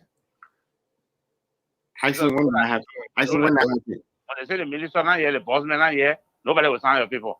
Actually, when did that happen? Okay, well, I just want to know so we can make a follow through, and I know there's a huge delegation. You can make a follow through. That's true. I'm telling you. Even the senator then invited the justice minister sent test that he was the president doing national duty. Yeah. Or the solicitor general. Okay, hold on 1 second. I've been bringing the 267 number 8358. Are you there? 267 number 8358. Yeah, hello. Yeah, what's your name and where you calling from? My name is Tower Johnson. I'm calling from Atlantic City. Okay, Mr. Johnson, welcome. Go ahead. Yeah, I just want to say thank God for George Manawia for going to my hometown, Grand Gita County, you know, to go see how the road is bad and see how you can fix the road for our people. Because the southeastern regions, when it rain, our people really be disconnected. And also see how you can help, you know, Dole House, because I've seen it on the news, on TV, that is real bad. See how you can help to fix it. And also post street light in 2 zone. Because like people always say, Monrovia is not Liberia. Because yesterday when you arrived in Sweju, it was a bunch of darkness. He was sleeping in the light while the people out there in the darkness waiting for him. So if you can help the people and put low street light, that the people be able to see and build like a hospital, you know, all these things. Because the people look out open like those some. Everybody in Monrovia, besides own hometown, they don't accept him. But in Grenadian, we accept him like a dozen. So I want to help to build a hospital and help our country develop better. And we all can support Liberia. It's not about open, it's about Liberia. So I just want to say, Terry, thank you for going to Grenadian. And thank you for the program. Okay, thank you so much. All right, thank you guys. Let me go back to my people. Thank you. Who's that? Davis, you have something to say before I switch? Yeah, I have something to say. You see, Mr. So, you see, when some people come on your program, they're ready to make certain statement, they should define themselves, where they are they standing, what are they making their noise. Then they call it like they left. Grand Jesus Roger is not the only city in Liberia that out of street light. Say, let you have the entire Liberia. That's not only Grand Jesus. No, president for whatever that those songs, that those nephew, that do whatever, we don't yet here. He's president for the entire Liberia. So you shouldn't come make certain statement, then you have the people of Grand Jesus, what about people of Banga? What about people of Maryland? Apple? What about people of the other cities then? Joe, we are campaign, during the campaign, you saw those roads. So you cannot come on air now. The president see the road very bad. He saw during the campaign. So, wait a minute. Walking on the far road. Davis. He knew the road was bad. Davis. People even helping him to walk on Lover Road. He knew the road was bad. He was condemning Joe Burger. Look at I went to Joe Burger home. He saw it. So why some people can be making statement that the president never see the road in his whole life? Okay, the only thing we can really regulate when person sound insultive, but to say, oh, this is what I want to do, it almost like Prince Johnson say, I want 3 ministry. And the other one, anybody can push their agenda. It left with this people. So I'm a free thinker. I don't push somebody's agenda like that. I push agenda for the entire Liberia. Should be doing Maryland, should be doing Georgia, should be doing otherwise. Every county gets development fund. It all depends how your county use their development fund. Okay, all right. You want to build street without development fund. So, your problem, you have concern. Okay, let me see. The caller is still here. You have concern with he saying that they should build post street light. But George, you have to fix your phone. You have to fix your device. Okay, thank you. 267. You hear what the caller said? Yeah, I heard what he said. Do you have anything to say? You want change your statement? No, I don't want to change my statement because if you go back and look at what her name, Ellen Johnson said leave. She went and what she did, she built where she was when she was president. She built what she had to build. I don't want to do sound racist because I'm in America. She built what she had to build. She leave those community. She leave those community while unbroken and all the things. When Chancellor came, he built what he had to build, and none of them ever go and do anything for the place where the masses people live in. So you might not come and say this and this. Also, Opon is there because of the Liberian people. Grand Judah is not Liberia. You talking like I'm talking about the Ivorians. I'm talking about the Guineans. Grand Judah is part of Liberia. So when I'm talking about Grand Judah, I'm talking about Liberia. So you miscontinue yourself. Like I'm talking about a foreign country. I'm very educated. So I respect you. Grand Judah is Liberia. He is the president for Grand Judah. Okay. Thank you very much. Okay. Thank you, gentlemen. Let me go back to my people. All right. We're here to facilitate the hardcore conversation. Politics, you always push your line. This is a picture I just received again. This is one of the pictures I believe the president was brushing. These people, they continue to endanger our president. Yeah, and that's the hand. I mean, there's no glove. Professor Zablo just talks about it. And I think Samson's talking about the other picture that he was in the pit there. It's just not good. But hopefully that they will change. And this is why we are having this conversation with the hope that they will see these things and they will be able to change. Okay. It's already late Saturday, and now we're going to be back here Sunday morning. But this is what happens today. And I'm kind of scratching my hair, and I'm wondering what the liberal progressive going to say with this one here again. But let me just play this. This is it's just unbelievable. I think I need to form my own year for us to go. But let's look at this and see.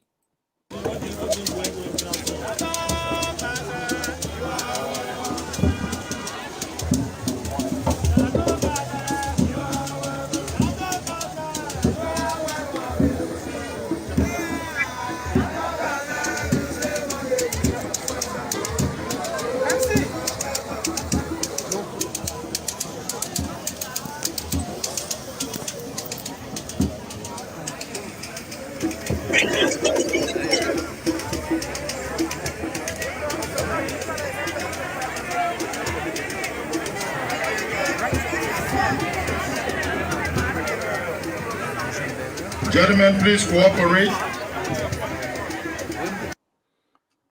Okay, the guy you see stretching your hands there, gentlemen, we're going to have, hopefully by 10:44, by 11, we must wrap out here. Probably we have to do it. Something tall.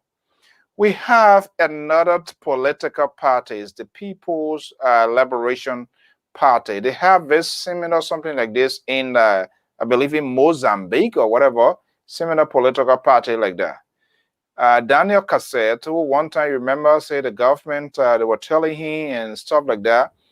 You have a party, how you call it, Unity Party, Women Pay. This is, where are we heading? Well, Mr. So, all I can say is that these people are looking for a position.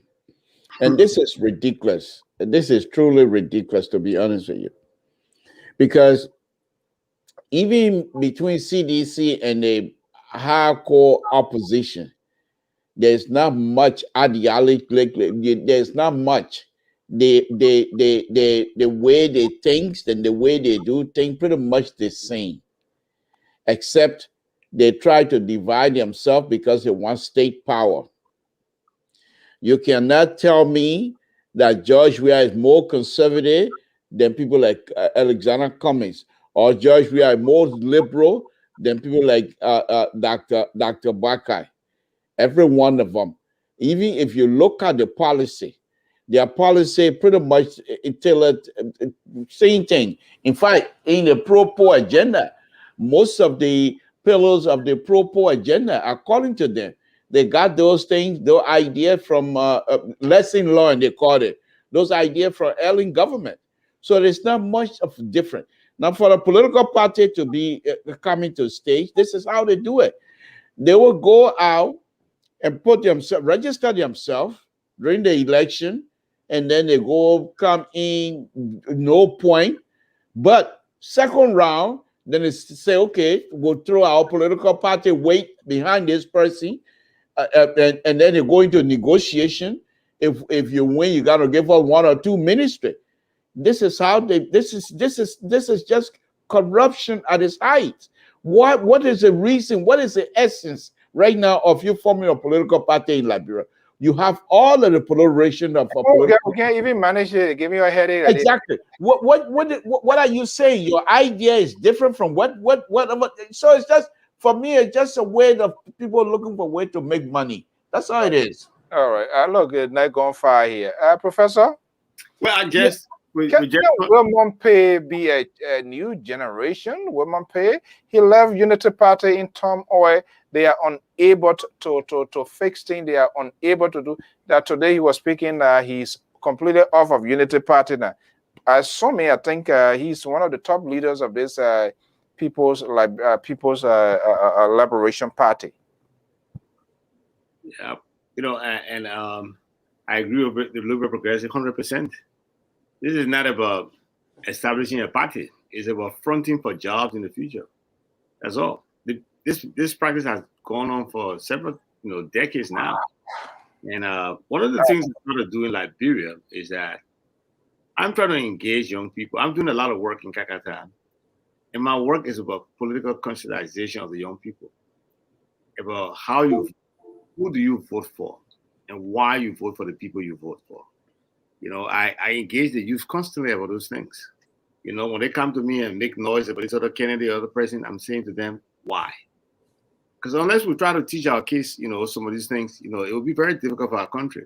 In fact, at my school in Kakata, I decided that every week I will record a video on citizenship, on key issues of our society, and set it there for them to play at the Friday's assembly. We have an assembly every Friday. So I say, instead of me trying to do it live, most of the time we have technology problems. But that's what I'm going to do. And I think it behooves every one of us to try to do some of those things to our people. Because if these guys don't have the fertile soil to bring these kind of things that will germinate, they won't be doing it. They will start to strengthen their own political party. They will try to strengthen their own political party. Multi-party democracy doesn't mean you just have every Tom, Dick, and Harry from your political party. In fact, that's one of the things I was suggesting before. When a political party goes to election and they win less than 100 votes, they should pay the government for printing their name on the ballot. Ooh. Yeah. On the ballot. I mean, it's a total waste to put those people's name on the ballot. It puzzles me sometimes that how do they not know that they're not going to win?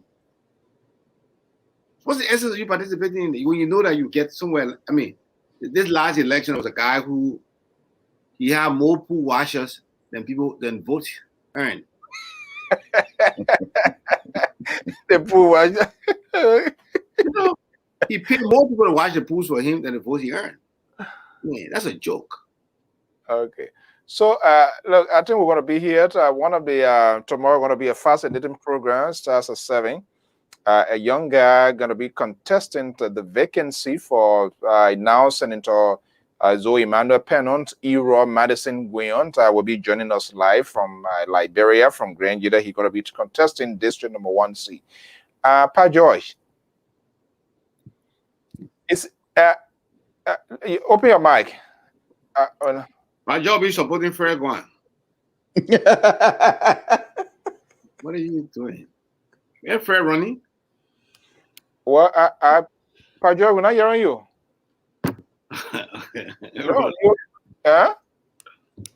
No, you're not on the mic. The message should interpret for him. He's joining CDC beginning tomorrow. What happened? We're not hearing you. Mr. So the man asked me to tell you that he's joining the CDC tomorrow. That's what you're trying to say. Pa George? Yeah, that's what you're trying to say. Yeah, well, I think who said this? A multi-party. Yeah, we want that. Look at this thing here, first of all. Please cooperate. Let's clear the air. We're about to start this program.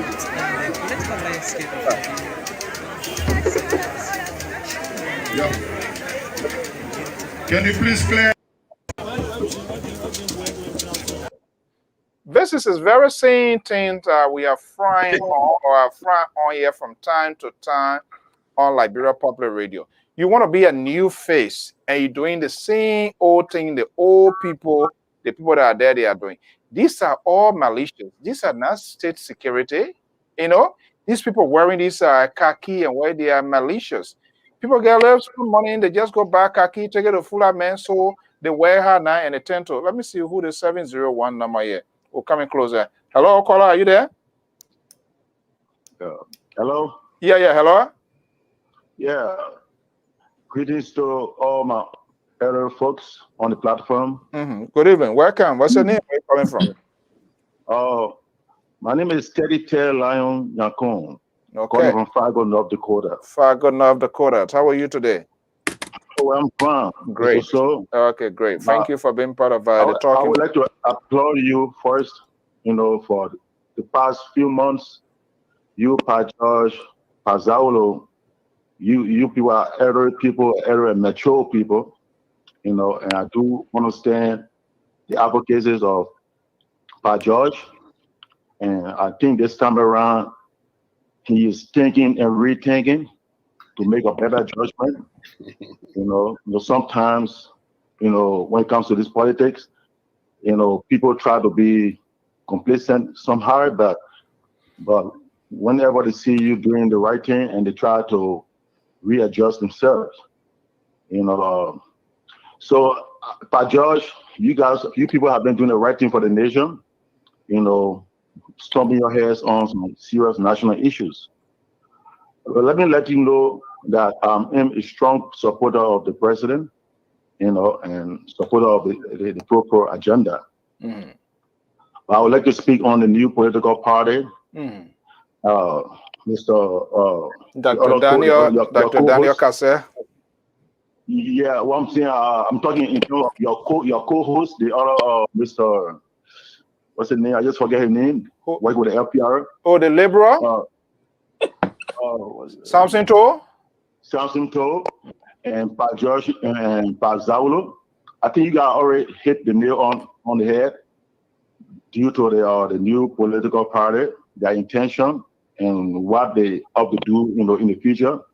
They are only seeking jobs and coming with some sinister, mindset. I know definitely they only want job, but all these political parties do not go nowhere. The president and the CDC already reached the leverage of the best political party and the best president ever in the history of Liberia. From his tour, that will tell you that the Liberian people. So how you come to that? How you come to that conclusion, my man? Oh, from the tangibles, there are a lot of tangibles to show. Okay. It takes time to really consolidate everything, but we got a lot of tangibles. It's not a lot of useless or sensitive protests.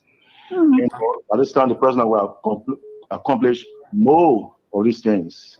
Well, I want to tell you that a lot of the unnecessary protests have driven or discouraged some of the investors, other people away, but the president is a very wow. Just like that. Wow. Are you saying the protest? Some connections are out there. This sound like Are you saying the protest scares investors away? Well, of course, obviously, it is not necessary for our nation, Liberia. But Pa George, I would like for Pa George to really join the CDC. Because he's an elderly man. There's no need wasting your time behind the people that don't, have good intention for the nation. So it shouldn't be shy or ashamed. And the president, George Weah, I hope that I'm sure he's been listening to your platform and been monitoring these elderly folks. They have not been against the country interest. I think they've only been stomping their heads to make sure that they can come up with a very genuine reason how to support any government or president. Okay, quickly before I let you go, you say you support the government's agenda, right? You support the president. Am I correct? I'm astute, supporter of the president. There is no joke. My name is Teddy Tail Lion Yakon. I'm the lion from Fargo, North Dakota. The lion. Okay, lion. I beg you, don't butcher me here. But quickly here. You always say I will butcher you. So quickly here, why you think? months ago. Yeah, what do you think the president needs to do right now in order to solidify his position? What do you think, or where you think he's falling short that you want him? Because in as much we support the people, it's good to support people, but we have to do it honestly, and that's why I against people who insulting. They're not offering anything, because if I'm a leader, if you insult me here or whatever, besides being a leader, ordinary person, somebody insult you, you can't have a dialogue with them. You can't have a conversation. You're not putting anything over. But what do you think the president needs to do now to get things right? Where is he falling short? Is there anywhere that you know he's falling short you want him to work on to succeed as a president? Oh, well, first, I would like for the president to be very, honest when it comes to general reconciliation.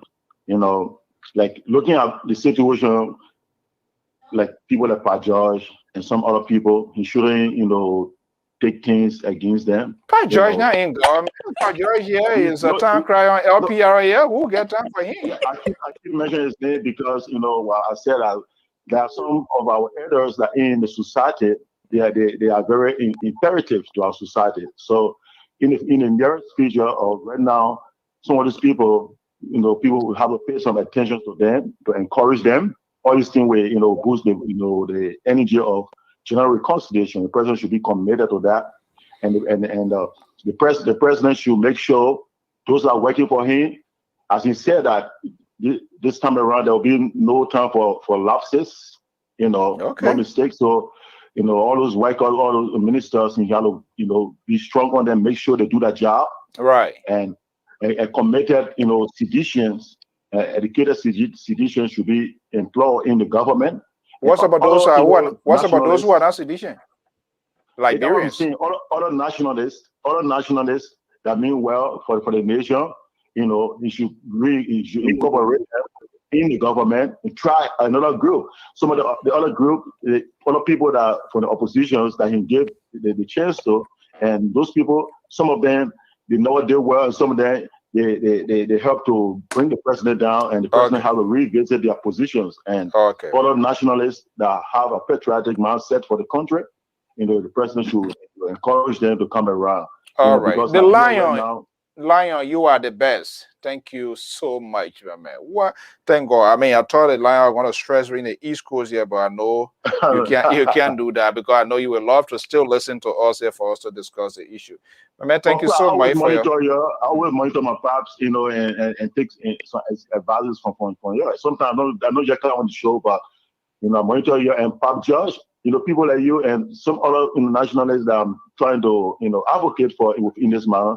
People should come with very good intention in case the president gave you the chance. You should come with good intention, because this is Liberia for every one of us, and it's not time to just, shove somebody under the bus or do something wrong, or advice for people, because politics is something that people rather brainstorm to the extent why you think that they're putting so much against you, but the president may not be against you. Okay. Let us put Liberia first. That's the general advice. In general, we should really captain woven ourselves as a woven clubs with different colors, around each other, how to make the woven club, how I expect Liberia should move right now. Okay. Thank you so much. Thank you. Okay. Pat George, make your point before we wrap up. Now, can you hear me? Yeah, I said they're going to be. They are trying to get you over to CDC. Is that a workable deal? No. Why? I told you I'm an independent. If there's a good candidate, CDC poller, I would like to vote for them. But it doesn't mean that I should join CDC. I got nothing to offer CDC. I just come here and run my mouth, and that's it. But here's the thing here. The last time we were on the show, you asked me about this cancer, man. I told you, I said, the next time you hear will be political party. We were talking about it. Yeah, he was a humanitarian. I said the next thing you hear is political party. But it is sad. As Professor Zawo said, I think it is not time that we start making the land unfertile for some of these people. Because when you look at it, there's nothing to offer to Liberian people. That they can say, look, you have been successful in America. Thank God for you. But all those years, you just get an overnight jump into Morocco because you got the money to put people together because of the poverty. The rate of poverty in our country. So anybody can go live money and just poor people. Say you do they want to do it. And which is absolutely wrong because you are taking advantage of these people. This is it. And where will this man go? Women pay, who will fire overnight for some scandal with his own party. Now that's the man you're going to get as a torchbearer to be with you. Come on, man. These guys are not serious. All the guy want to do is to get is a library, is an elephant meat to get piece of that pie. At the end of the day, second round, oh, I got a political party. Look at the Rainbow Coalition. They didn't win any seat in the going election. 11 parties. 11 political parties could not win one seat. Tell me. All right. Look, gentlemen, we got to be back here 7 o'clock here in the evening tomorrow. We got to call it off. And Professor, what's the final take? Well, no, a good show. Like we look forward to tomorrow. Come back here. You know, I wish the new political party in Liberia very well. I, you know, will meet them at the elections. I'm glad that Mr. Cassell is seeking national leadership and not trying to represent my people. I know he has been very active in Magibi, but I'm glad that he's not going to be running in Magibi. I'm glad that you know, he has to be running for some national leadership. You know, a lot of people know me better than I know myself. They've already carried out there in Magibi that I'm running for district number 4. I haven't had that discussion with anybody. So will you be running? No, what I'm saying, I haven't had that discussion with anybody. So I'm glad that at least if I were to run, I won't be running against I'll be running against Dr. Cassell. Professor is not off the table, right? Running right now. I'm sure that's what we are talking about. It's not off the table. You know. I'm always at the disposal of my people. My decisions are controlled by the dictates of my people. There you go. But at the moment, I will tell you one thing. I enjoy being an educator. I enjoy being owner of the Real Academy International School System in Liberia. We're going to be opening our 3rd school this year in Monserrado County. And we are seeking a place to open additional schools in Buchanan, Bangam, and Ganta by 2025. And I enjoy the task of doing those things. I get up 3:30 every morning to do my work with my schools in Liberia. And I don't see myself adding another tax. But again, you know what? I'm about 7 other people. Any politician will tell you that. Any politician will tell you that they're not going to run for public office. Then the president should not be in politics. But I haven't made that decision yet. And you know, if I were to make such a decision, the first person I will confide that into, will be President William, then my chairman of the CDC. And then, you know, and we can get it from there. But I haven't made that decision yet. So the people who knows me better than I do. We are getting there gradually. It's a gradual process for sure. I don't know what we're getting there gradually. And Mr. Liberal Progressive, I'm not running. So get it. Deborah, will you be a Liberty Party ticket as well? Liberty Party. Let me add mine. Go out to where his name said. Ability, that's a baggage. I don't know what are you guys fixing. They're fixing it too, or what you're gonna do. Liberty Party issue will resolve itself quite easily. But let me just say this here: as a liberal progressive, my liberalism and everything else were renewed this afternoon. I was late coming on air. I had a lengthy conversation with my older brother, Dr. Marcus Don, and we spoke lengthily. And one of the things he stated was that, Samson, don't forget this entire situation about Liberia, this and Liberia, that. People share blood, sweat for people to be to where they are today. And with that, I fully and honestly vehemently disagree with Pat George and the professor. One man, one vote. You can have thousands of political parties as you want in Liberia. It doesn't matter. One man, one vote. People die for this opportunity. Before we used to have two-way party, where one man, one vote. Now we have one man, one vote. We can't have enough. The Liberian people will determine who the leadership is going to be. So for me, as a liberal progressive, to sit here and hear Professor Zaulo and Mr. Joyce saying that perhaps the government should now charge people. No. Hold on. But you agree with Professor. You agree with the Professor. Hold on, Pa Josh. You agree with the Professor. I'm not going to let you say anything. Let me finish. Make a point. Yeah. The professor made a statement that, in fact, the government should charge people if they're going to run and they don't get certain amount of number to vote, then they should be charged. One man, one vote. As a liberal progressive, these are the kinds of conservative idea that got Donald Trump run out of office. Now you want those kinds of idea to come to Liberia? Far from it. The liberal, we will not allow any of these things to take root in Liberia. George, you know why? So, you know why he's so angry about that? Because if you count Liberty Party votes they got in the 3 elections that Mr. Bronsky ran, and you add it up, they will still not even come third place.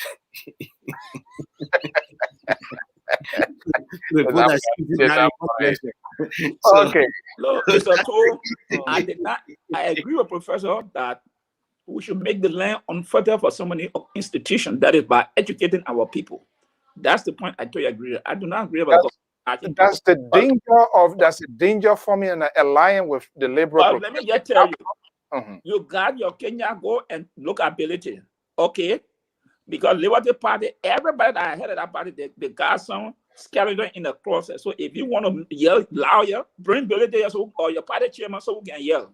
I've told him over and over, he couldn't afford bringing Nyobli Kanga Lauren. He couldn't afford bringing Darius Dillon. He was very protective of him here. Why this fella? That's the liberal. You see, I told you guys, but Pajoy, you don't listen. That's the most dangerous man to do business with. After he kicked the can down the road, he came back to start using big imminently. And okay, gentlemen, I want to thank you so much for tonight. We're going to be back here at 7 p.m. Eastern Standard Time. To all our followers, if you're first time chilling up with us, we want to recognize you. Simeon, it's better late than never. Sorry, Mr. Boat. The time slot between us is so kind of crazy, so it's difficult. Gondum, I hope I'm getting the news right. Gondum said, Gondat, Labe, thank you so much. Peterson, Patrick, thank you for your contributions. Antonin, of course, our own man. Amadou always here. Mulba, Telewayant. I had a long-time friend, Ghana Vista Special Project School. Yeah, that's the last name here. I'm not sure whether they are the same friend from the Lofa end there too as well. Moshi Jackson, Nyako Franklin, Moses, Shah. Yeah, talk show people. I see here, say talk show. Most of the talk show people, most of the talk show hosts are job seekers. I don't think nothing really wrong with working. And I have problem people who say they don't want to. I don't looking for a job. If you're not looking for a job, why are you excelling? Why you want to excel yourself? It's not a matter of not looking for a job, but what you bring to the job, your authenticity, your honesty to serve, to do what is right, to look at even your boss when it is wrong. Say, hey, boss, I think this one wrong. So, but some of them, I agree, some of them, they want to do it like a hypocrite. They want to be in multiple places at the same time and stuff like that. So, I mean, that's it. But folks, I want to thank you so much for being here this evening. Tomorrow, we're going to be back here at 7 p.m. Eastern. Someone wants to be represented in Grand Gide. And we have to ask all of these people questions. They got to tell us their agenda, not when they are elected already to tell us who they are. Until then, Liberal, thank you so much as usual. Somebody wrote here, say, my Liberal, I think they said, well, Liberal won it tonight. Why would they, where you come from with Liberals at his best or Liberals, something they put here. Wow, you're going to make this guy, by the time I get off here, he's going to start calling me. You see, somebody, the post told me, say, that's what you're going to be doing. Oh yeah, that's what he does. Anytime they gave him kudos, right after the program, I will not sleep. You know what? You know what Prophet Key told Smooth TV yesterday? He said, because of me, your rating is going up. Okay, this is what they are gone now here. He said tonight the progressive is the man of the discussion. Are you serious? This guy? All right. We allow people to have their will here. Thank you so much. All right, gentlemen, have a pleasant evening. Thank you. Thank you, Progressive. Thank you. Thank you, guys. Thanks for joining the CDC. Okay. Not yet. Not yet.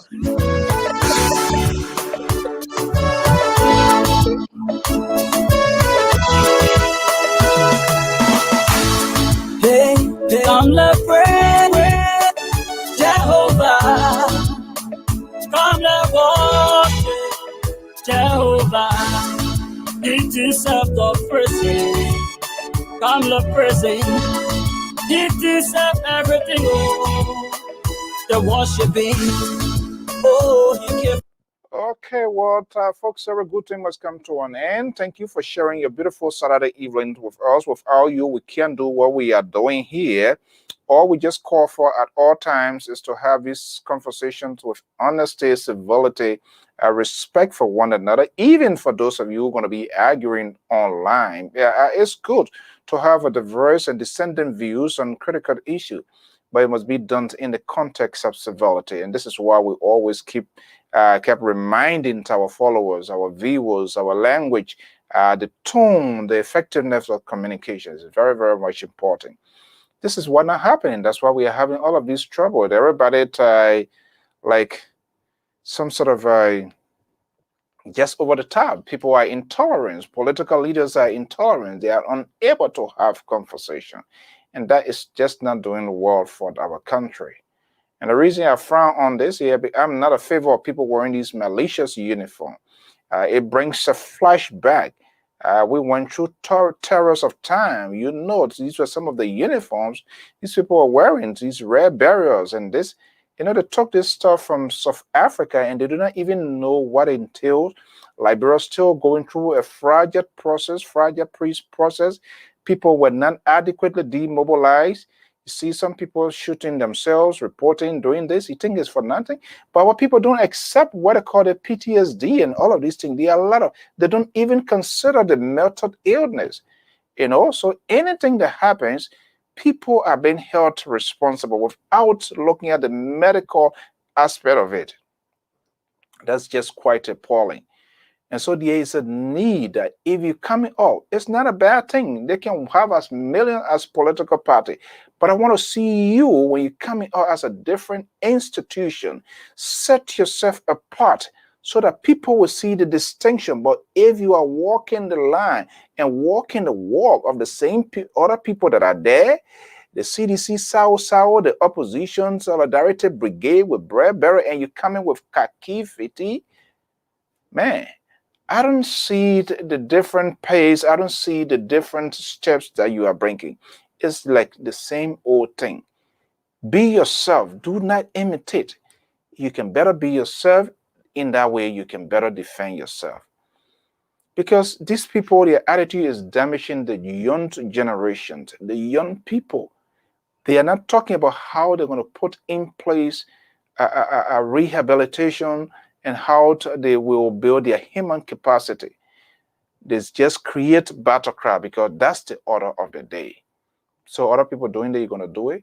You have to set yourself apart and be able to draw that fine line of demarcation. But everybody, that's the order of the day, and that's what people like. Have a pleasant evening. Tomorrow we're going to be back here at 7 p.m. Eastern Standard Time for another fascinating program. Until then, have a pleasant evening. Bye-bye. I will press this name. I'm here to press my God because He gave me life. Come celebrate, come jubilate, come to worship Him. He deserves the praise. Hallelujah, giving the higher praise. Hallelujah, giving the higher praise. hallelujah, giving, hallelujah, giving the highest praise, hallelujah, giving the highest praise.